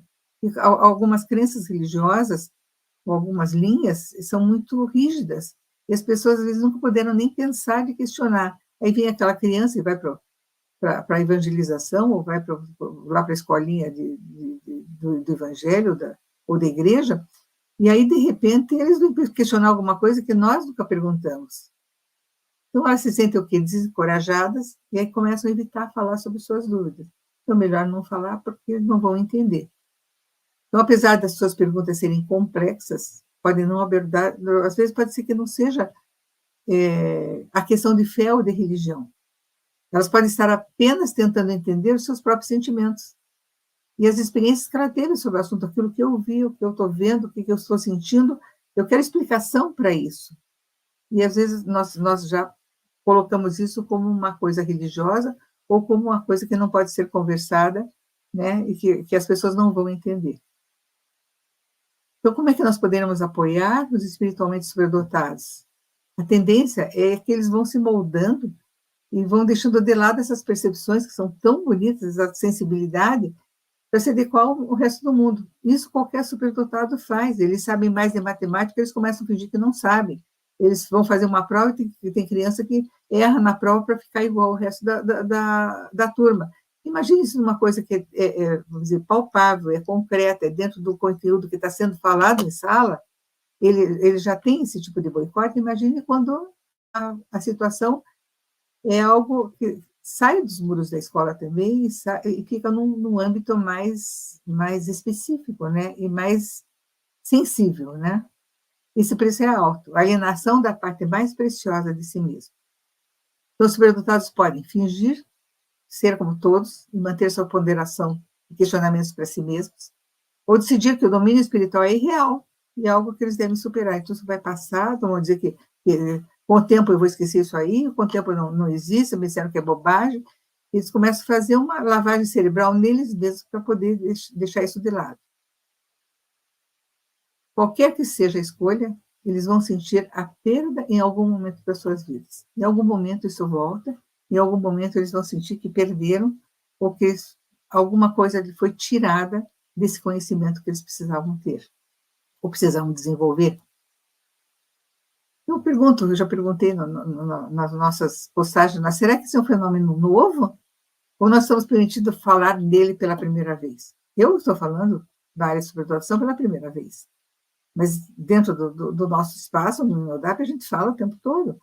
Isso acontece todos os dias, assim, às vezes passa uma semana que ninguém fala disso, mas na outra semana tem alguém que vem com alguma questão dessa, ou os pais vêm. O que a gente pode fazer? Então, se nós pensarmos que a assistência que existe quando o superdotado precisa, vem da onde? dos campos da psicologia, da psiquiatria e do aconselhamento, mesmo seja assim com, vamos dizer, uma orientação, né? Onde a espiritualidade é raramente abordada ou sequer considerada. Então, se for, talvez, um psiquiatra que não tenha uma abertura para isso, ou um psicólogo, ele vai tentar desconversar ou vai tentar fazer com que essa criança desacredite naquilo que ela está trazendo como verdade dela nesse momento. Então, para nós, eu acho que vocês que estão assistindo, que tiverem a sensibilidade e estiverem preocupados com essa outra área de desenvolvimento do dom das crianças, dos superdotados, dos adultos, então essa possibilidade que não é só nas ciências exatas, não é nas ciências humanas, não é nas ciências, não é na psicomotricidade, não é na música, não é na parte artística, mas é numa coisa muito maior, que é no âmago do seu ser. Nós temos que pensar que é para ajudar seus superdotados, com toda essa intensidade, intuição, sensibilidade, a complexidade, a navegar pelo mundo com esperança e determinação, nós vamos fazer com que eles vão muito longe na sua vida. Então, para a gente ir terminando, estratégias de apoio. O que eu faço agora, né, com isso tudo? Então, o ponto importante ao apoiar uma criança espiritualmente superdotada é que ela precisa de ferramentas práticas para viver no mundo, ela precisa dessa ajuda, ela precisa que a gente entenda como é que ela funciona, e ela precisa do nosso apoio.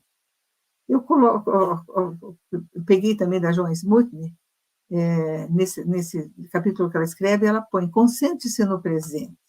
Então, o que acontece? Que tanto os pais como os filhos, eles têm muito, vamos dizer, essa vontade de olhar lá para frente. Então, mas quando ele foi fazer vestibular, já imaginou, ele está falando que quando ele morava no Japão, imagine quando ele for para a escola, ou quando ele estiver no ensino médio, se ele fala isso para os colegas, ele vai virar chacota, então nós começamos a pensar lá no futuro o que pode acontecer, como é que isso vai aparecer, como é que isso vai afetar o meu filho.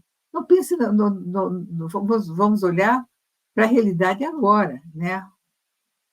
Se a criança chega com essas histórias, eu fico preocupado, então vamos pensar, o que aconteceu hoje, como é que foi, como é que você está se sentindo, como é que são as coisas, traga para o presente, porque quando você traz para o presente, você esquece do problema lá para frente. Então, se a gente começar a pôr o problema no futuro, e como é que isso vai ser visto, e aonde que vai parar essa cabeça que não para de pensar, nós vamos criar um problema muito maior.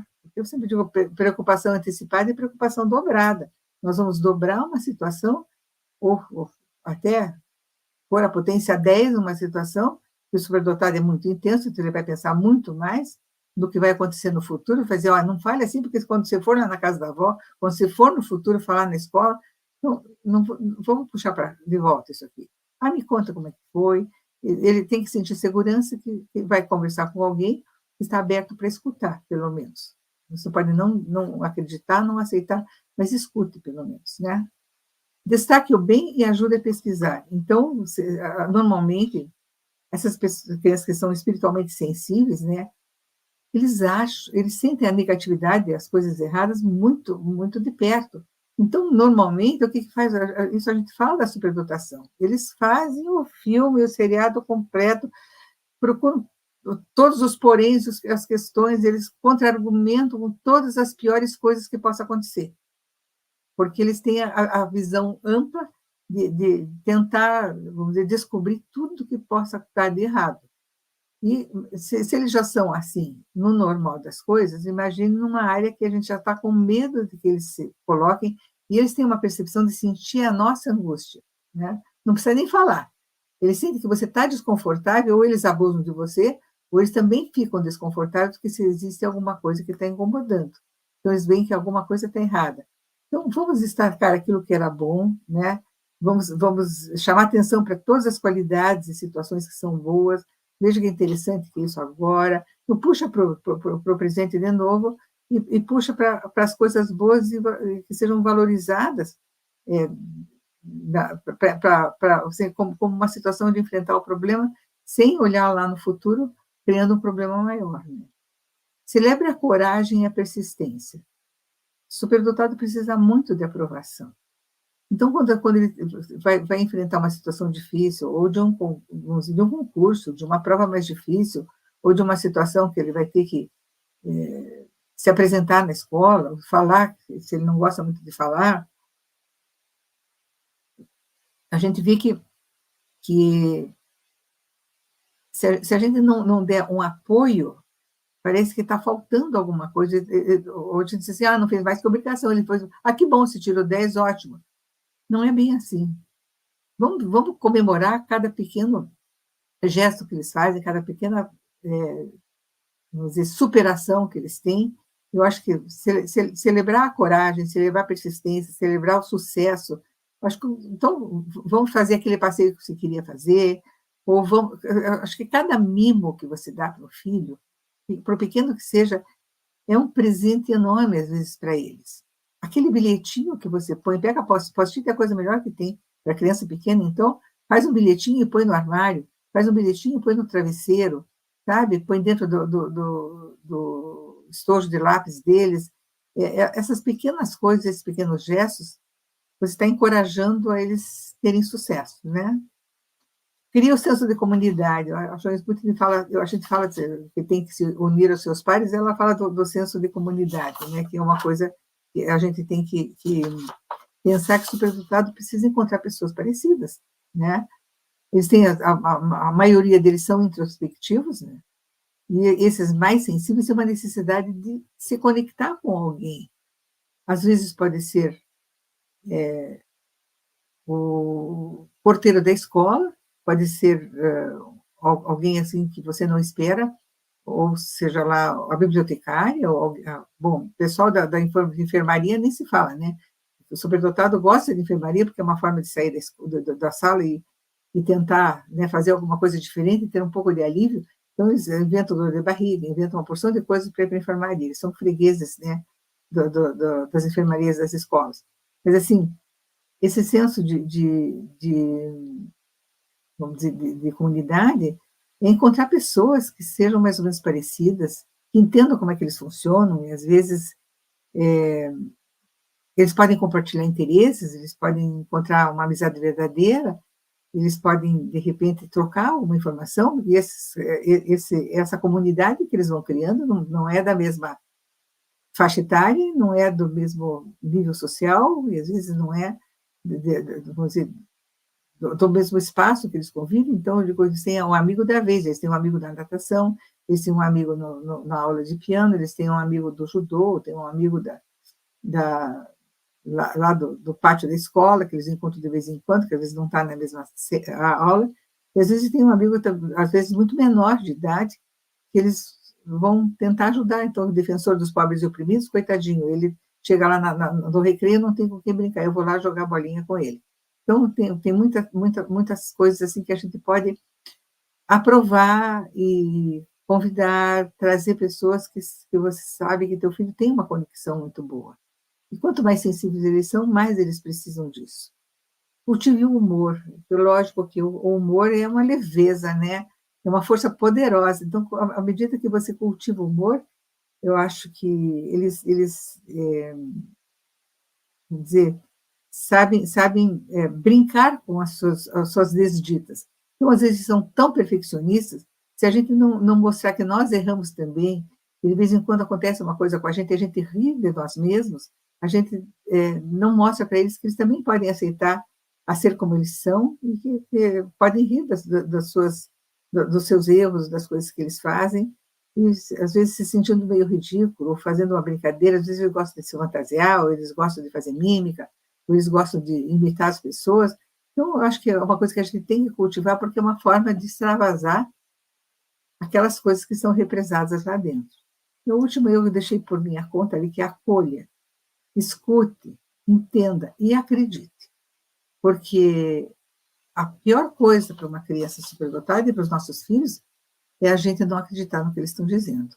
Então, a gente não vai acreditar em bobagem, mas se eles trazem uma informação, como aquela, morei no Japão, não me conte como é que era. Você tem alguma informação que você possa me dar? O que você se lembra? Me diga o que você se lembra, me conte como é que era. E o que eu falei com essa mãe também, eu disse, olha, nós temos em Curitiba aqui a Praça do Japão, leve lá para ver como é que ela se sente. Compre coisas, dê um livro a respeito do Japão, mostre um documentário, esteja junto, acolha, converse. Nós temos uma feira gastronômica de coisas japonesas, compra lá os origami, coisas assim, vai comer comida japonesa. Então, mostre, sim, que você está acolhendo, que você está aceitando. Pode ser que não dê em nada a isso, mas aquele momento que essa criança precisa, esse acolhimento, que ela precisa que você dê crédito, o que mal você faz em acreditar, né? Acho que a gente não faz nada de errado em ser acolhedor com nossos filhos e escutar e procurar entender. Pode ser que eu não aceite, que eu não consiga chegar no que ele chegou, mas eu tenho que entender que nesse momento ele precisa disso. Ele precisa desse acolhimento, ele precisa desse entendimento. E pode ser que daqui a um tempo a gente diz assim, puxa, mas ele tinha razão. E a gente descubra coisas que naquele momento a gente não estava preparado para descobrir, né? Então, só deixar para vocês, para a gente finalizando, uma frase do William Shakespeare, né? Há mais coisas entre o céu e a terra do que pode imaginar sua vã filosofia. Na realidade, é isso. Nós não temos muita explicação para a maioria das coisas que essas crianças nos dizem. E aí eu vou deixar para vocês essa frase do Einstein. Eu estava procurando coisas para palestra e achei nesse site ali embaixo, tem uma série de artigos e uma série de pensamentos do Einstein na hora que ele começou a ir para um lado mais religioso. Ele era muito racional, e aí depois ele tem um livrinho aqui, Como Eu Vejo o Mundo. Eu gosto muito, assim, uma coisinha bem, bem simples do Einstein, né? É ruim porque eu não vejo onde é que está. Como Eu Vejo o Mundo. E tem um outro livro dele que eu não tenho aqui, que é Minhas Conversas com Deus. E ele começa a descobrir que tem que ter uma coisa maior, uma força maior, algo mais superior, porque ele começou a se sentir muito pequeno perante o universo. Então, depois, minha religião consiste em uma humilde admiração pelo ilimitado espírito superior que se revela nos mínimos detalhes que somos capazes de perceber com nossa mente frágil e débil. Então, quando ele reconhece que existe um espírito superior que se revela em cada pequeno detalhe, que às vezes a gente consegue perceber com a nossa mente que é tão frágil, que é tão débil. Se o Einstein disse isso, gente, não somos nós que vamos criticar alguém que está procurando uma conexão maior, procurando explicações mais profundas para coisas que nós não alcançamos ainda. Então, nós não temos literatura, eu selecionei alguns livros, alguns autores aí, se vocês quiserem printar, para depois vocês procurarem. Esse primeiro Letters to the Medicine Man é da Deborah Kerr. A Deborah Kerr escreveu Gifted Girls, Gifted Boys. Ela tem um livro sobre meninos superdotados e sobre meninas superdotadas. E é uma pessoa fantástica, e justamente é uma perspectiva da parte da inteligência espiritual que ela coloca nesse livro. Então, todos eles têm alguma coisa de muito interessante que a gente pode até pesquisar e, às vezes, ter tem artigos ou tem pedaços do livro. Hoje, com a internet, a gente tem muito material aí à disposição para poder se aprofundar um pouco mais, né? Eu falei da Joan Smoot, eu gosto muito dela, tenho uma veneração por essa pessoa, porque os livros dela são fantásticos. E esse artigo que está ali embaixo, que é o título do capítulo que tem nesse livro,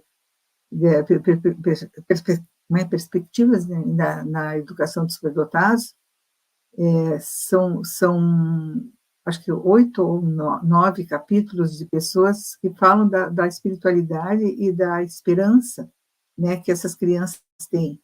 E esse capítulo dela é fantástico, é muito bom, e vocês têm acesso a ele pela internet, é fácil de conseguir. Então, eu só deixei assim um livro aqui, o Your Gifted Child, que eu acho que é muito, muito interessante, porque ela fala do desenvolvimento, esse Teaching Young Gifted Children in the Regular Classroom, ela trabalha muito com a parte da escola também, de aceleração e tal.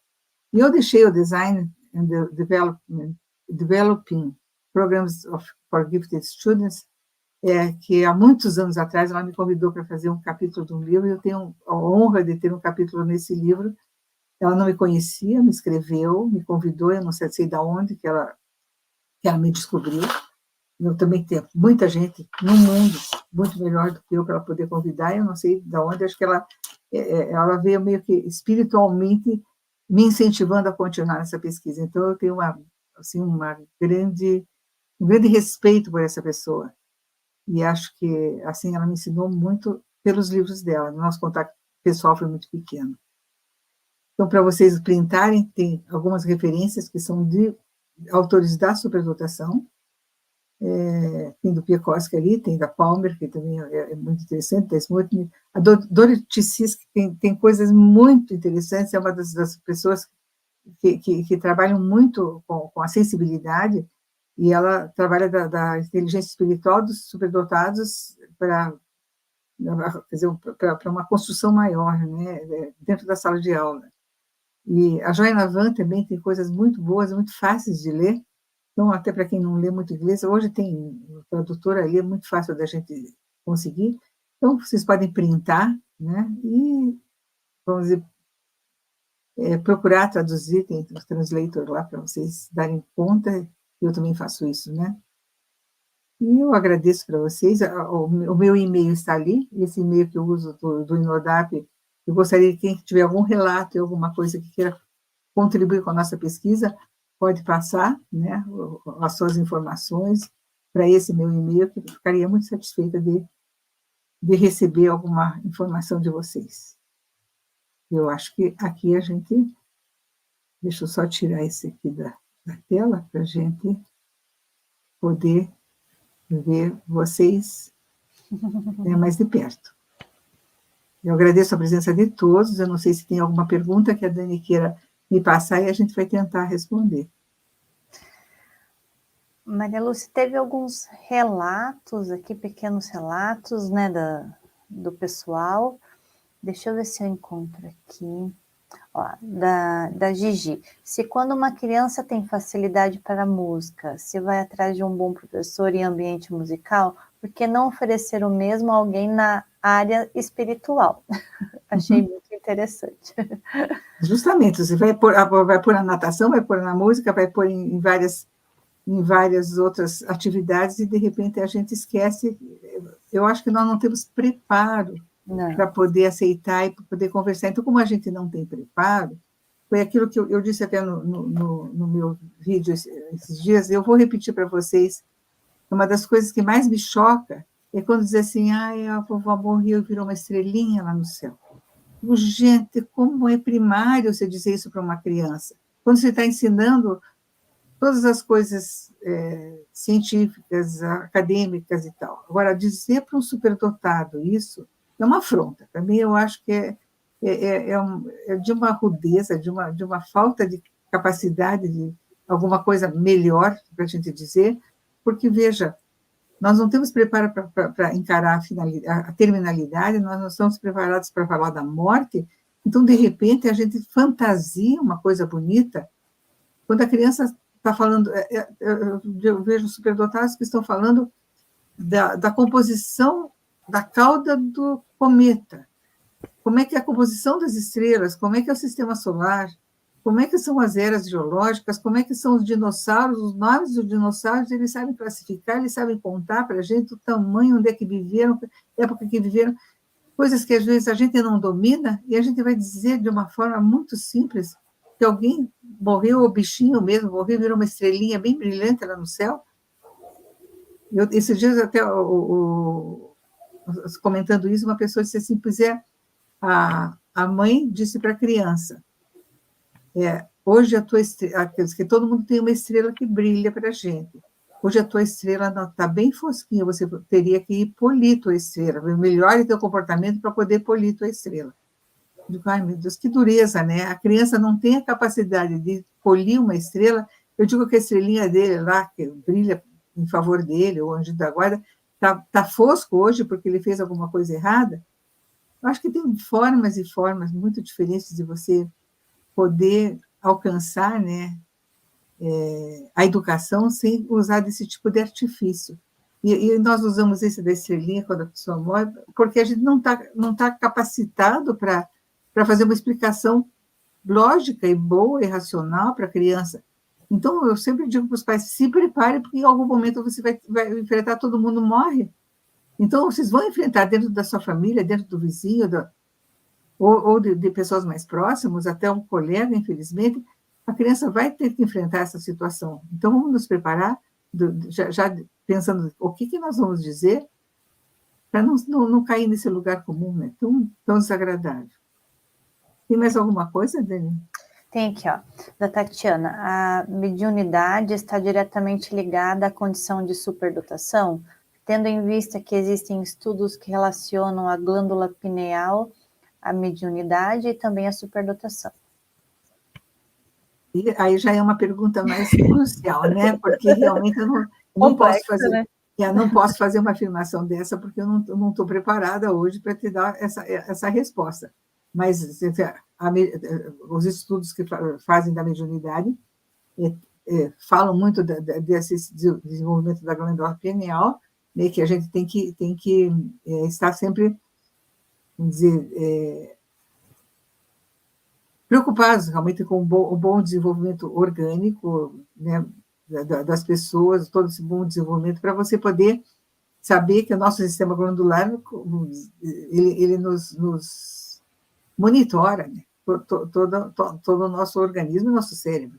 Agora, a mediunidade que é uma capacidade também que as pessoas trazem, né, então já entra mais do lado religioso, ou às vezes do lado da percepção mesmo. Eu não posso fechar as duas coisas. Eu acho que seria muito imprudente eu dizer alguma coisa nesse momento. Tá. Aqui fala psicopedagogia e aprendizagem. Ela não diz o nome dela, o nome de como ela está aqui.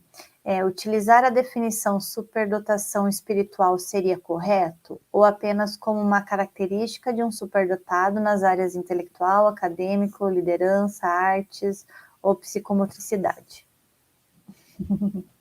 É justamente aí que eu tô trazendo. Nós, no Brasil, não colocamos espiritualmente superdotados ou superdotados espirituais. Uhum. Mas, na realidade, eu estou mostrando para vocês que tem, no mundo inteiro, e tem os autores mais renomados da área da superdotação, que eu citei na minha fala, que já estão falando de superdotação espiritual, sim, e espiritualmente superdotados. Uhum. Então, eu, como faço parte do Conselho Mundial para Educação de Superdotados, eu tenho que, vamos dizer que existe, porque os melhores autores da onde a gente pesquisa estão comprovando esse tipo de desmembramento da superdotação. Então, acho que é uma coisa que não está no livro, lá, nos maiores livros que vocês já viram, mas está hoje. Veja que de 99, nós temos aqui 25 anos de diferença. Nós somos 25 anos atrasados, porque eu nunca vi alguém falando disso no Brasil. Então, eu fiz um propósito já há alguns anos, que cada vez que eu fosse falar, eu ia falar alguma coisa, mesmo que fosse uma palestra pedida de um determinado assunto, eu sempre ia incluir alguma coisa diferente, alguma coisa de novidade, alguma coisa de pesquisa recente, porque senão a gente está só repetindo as coisas que todo mundo já falou. Então, eu acho que essa é totalmente diferente, né? É pioneira. Então, ainda brinquei, eu digo, ou me apedreja ou me aplaude. Então, de duas, uma não vai ter meio termo. Vai ficar muito à vontade de cada um saber como colocar isso e do que acreditar. Eu acho que vai muito de um senso pessoal, né? E de pesquisa mesmo. Vamos pesquisar, me tragam um material, e se duvidarem, se acharem coisas que eu não falei, podem contestar, né? Eu acho que é bem interessante que vocês tragam também. Muito bem. Queria dizer aqui que a gente acho que a Sofia deve estar aí ainda. A gente avaliou recentemente ela não é adulta, né? Eu acho que ela já está para adolescência e está acompanhando e gostou muito do tema, comentou várias vezes aqui, né? Ó, ela está aqui.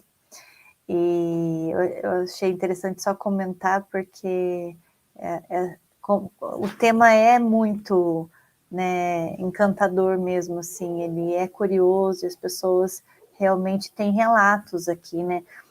De pessoas relatando sobre os filhos, muito sobre os amigos imaginários, relataram aqui.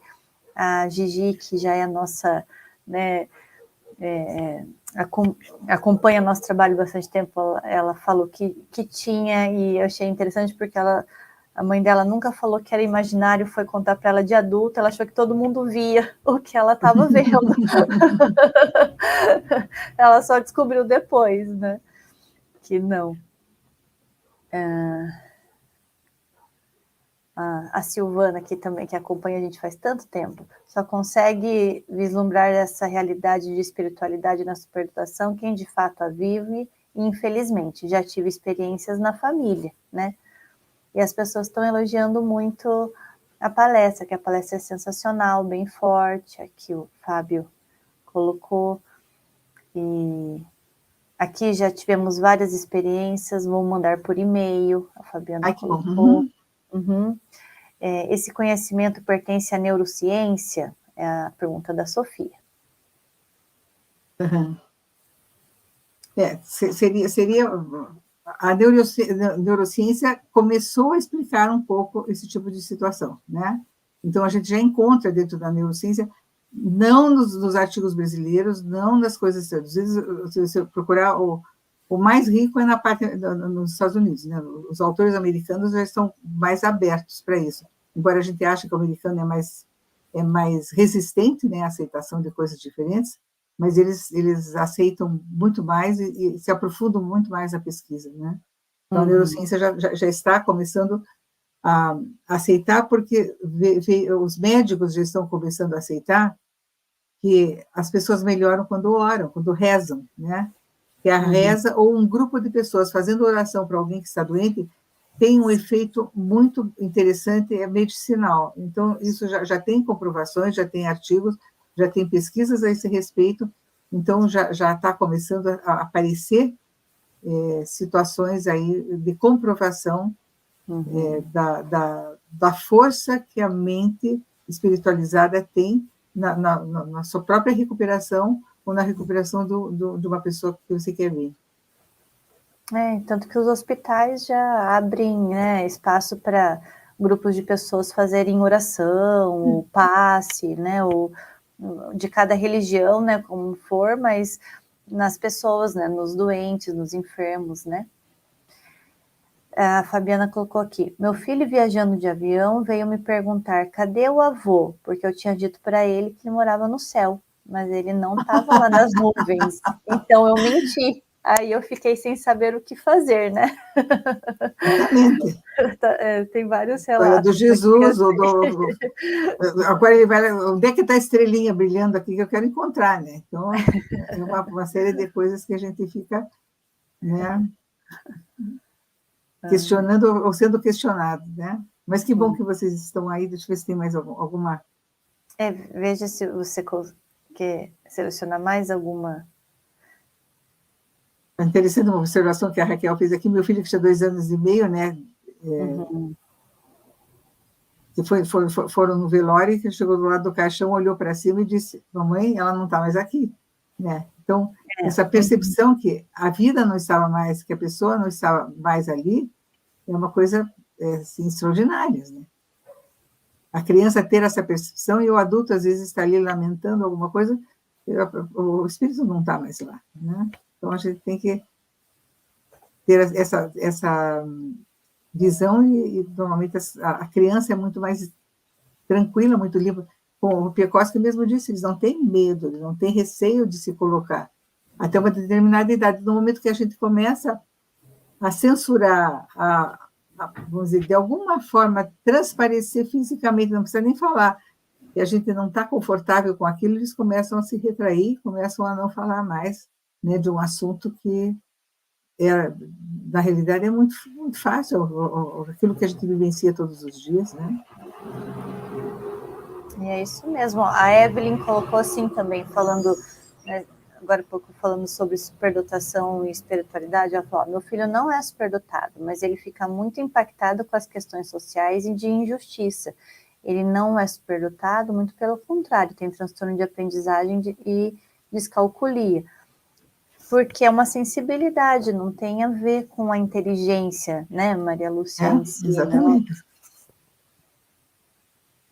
Não. Então, nós estamos falando assim, de uma fatia dos superdotados que apresentam são muito sensíveis, são muito perceptivos, então eles têm muito mais facilidade de se conectar ou de perceber uma coisa a mais, uma dimensão diferente. Os nossos, a gente fala de 5 sentidos, mas nós temos muito mais do que 5 sentidos, e nós temos percepções muito maiores, que o nosso corpo está aí o tempo todo, nossa mente está captando, e a gente sabe que existe muito mais. Agora, o superdotado diz com mais naturalidade, mas toda criança tem essa facilidade. Quanto mais cedo, eles têm mais facilidade de perceber e não se sentirem acuados, né, com a nossa crítica, com a nossa forma de se assustar quando a criança fala, coisas assim. Eles notam perfeitamente que a gente não está confortável, né? Sim. A Alessandra perguntou assim, ó, sinestesia e espiritualidade são interligados? Sinestesia. Eu acho que, né, dá um caldo bom isso aí, né? Então, você veja que a gente fala muito dessa percepção sinestésica, né? E ela vai além do que aquilo que, vamos dizer, a racionalidade e os sentidos, as coisas descrevem. Então, quando a gente fala de alguém que tem um pouco mais de percepção, a gente já coloca como alguma coisa, vamos dizer, extraordinária, alguma coisa que está fora do nosso alcance, mas eu acho que as coisas estão interligadas sim, acho que não pode separar totalmente. A Jaqueline falou, meu filho falava sobre a vida em outro planeta em muitos detalhes. As crianças realmente falam, a gente se assusta mesmo, né? Eu também tenho uma filha pequena, ela também faz alguns relatos, assim, é interessante mesmo. A gente não sabe lidar, às vezes, mesmo com a situação, descarta o que a criança está dizendo, né? Não dá importância, pula porque a gente não tem o repertório para falar, né? Ou para ouvir, ou mesmo porque toca em algum ponto que para a gente é difícil, né? Espiritualmente e tal, né? E eu concordo muito com o que você disse sobre a gente ouvir mesmo, acolher, se interessar sobre o que eles estão dizendo. Eles vão parar de falar nisso em algum momento mais tarde, né? Que essas coisas são lembranças, ou né, o que eles têm assim, ainda muito claro para eles, mas depois isso já vai ficando mais difícil e a gente vai podando mesmo, né? Como sociedade. Então, enquanto eles estão ali fresquinhos, falando e abertos para dizer, e eles dizem às vezes nos momentos bem diferentes, tomando banho, né, ou na hora de dormir, ou coisas assim, a gente tem que dar ouvidos mesmo para as crianças e respeitar o que eles estão dizendo, não negar e nem criticar, ou até mesmo brigar, né? Falar, não é assim, ou é assado, o que você está dizendo, de onde você tirou isso, onde você está com a cabeça, né? Coisas que a criança não sabe por quê, né? Ela está só simplesmente se abrindo com quem ela tem confiança, né? Tem liberdade, então a gente até perde um vínculo, eu acho, com a criança, né? De intimidade, se você vai podando essas situações, né? Então, acho que tem muito a ver com isso também. Eu vi que o André Benevides pôs alguma coisa ali que dava um medinho, né, André? Que bom que você está aí. Quando era bebê, não falava ainda, ficava olhando para um canto da sala e sorrindo, como se estivesse sorrindo para uma pessoa ali. Várias vezes, em vários dias diferentes. Então, a gente vê, né, André, que parece que você dava um medinho, lógico que dá. A gente fica meio que acuado com isso. O que será que tem ali, né? A gente vê isso até nos animais. Os animais, às vezes, percebem, né, ou latem, às vezes, ou para alguma coisa que não tem, não aparece. Então, tem aquela sensibilidade maior, né, para poder perceber alguma coisa além do que os nossos pobres cinco sentidos estão capazes de perceber ou de dizer, comprovar, né? Então, acho que é muito bom estar com todo mundo. Eu acho que nós estamos com um tempo longo, né? Eu acho que eu tenho que agradecer a todos pela presença. Esse trabalho vai ficar gravado. Sim. Né? A gente vai deixar lá no YouTube. Acho que, não sei se, Dani, você tem jeito de cortar o começo lá, Na verdade, eu acho que não, Maria Lúcia, porque encerrando aqui, vai direto já para lá a gravação. Certo. A gente não tem como editar. É porque a gente ficou batendo papo ali uns 10 minutos, né? Então... As pessoas estavam com um pouquinho de dificuldade para entrar, mas deu tudo certo depois. Eu vou deixar de novo o e-mail da Maria Lúcia. Já perguntaram, já coloquei, mas eu vou colocar de novo para quem gostaria de descrever o relato, né, do que tem de vivência, ou parente, ou alguém próximo, assim, ou queira fazer uma pergunta mais específica, né, uma orientação mais específica, aí fica até às vezes mais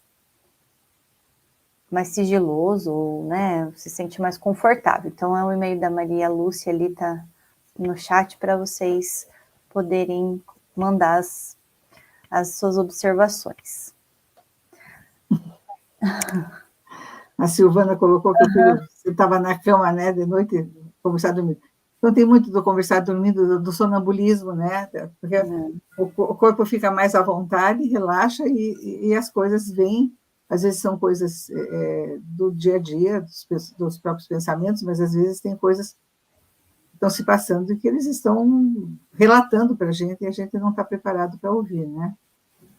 Então, a gente tem que estar pronto para o que vem pela frente. Eu acho que fica aí o começo da história, eu acho que vocês ficam à vontade para aprofundar, e a gente promete que qualquer coisa a mais a gente vai fazer um outro encontro, ou vai conversar de novo, se tiver coisas diferentes. Dentro dessa pesquisa, a gente pode fazer depois uma complementação até desse trabalho, né? Acho que a contribuição de todos é muito importante, e a oportunidade da gente poder estar falando e divulgando isso também eu acho que é extraordinário, porque tem que, em primeiro lugar, ter essa vivência, né, ter a comprovação, não ter medo de falar e assumir que existe alguma coisa, como eu disse, além do que a nossa vã filosofia pode explicar, né? Eu agradeço muito para a Dani, que é a minha parceira fiel, que está aqui comigo sempre. Se não fosse ela, eu não conseguia fazer metade dessas coisas, porque ela está sempre me incentivando, né? Mas eu sei que, de alguma forma, nós fazemos uma parceria muito boa. Então, eu agradeço por ter isso comigo sempre, né? Para a gente poder estar ainda divulgando muita coisa e continuando com esse trabalho, né? Uma boa noite para todos. Lúcia, diga. E eu agradeço também aqui a Suiane, a nossa recepcionista, porque em vários comentários de pessoas que entraram na nossa live e que foram indicadas pela Suiane e que estavam adorando a palestra. Várias pessoas mesmo, assim, olha, a Suiane que me indicou, a Suiane que me indicou, e eu achei bem legal, né? A Suiane é a recepcionista do Inodap, uma pessoa bem querida, e eu achei que merecia aqui agradecer a ela. Olha, mas com toda certeza. A divulgação, né? Com toda certeza, eu acho que foi uma coisa assim fantástica. Ela já está jogando no nosso time, né? Sim. É muito importante isso. Tá bom. Boa Tá noite, bom? então, todo mundo. Boa noite a todos, boa noite. Nós vamos encerrando por aqui e agradecendo muito, tá? Tchau, tchau. Obrigada pela presença.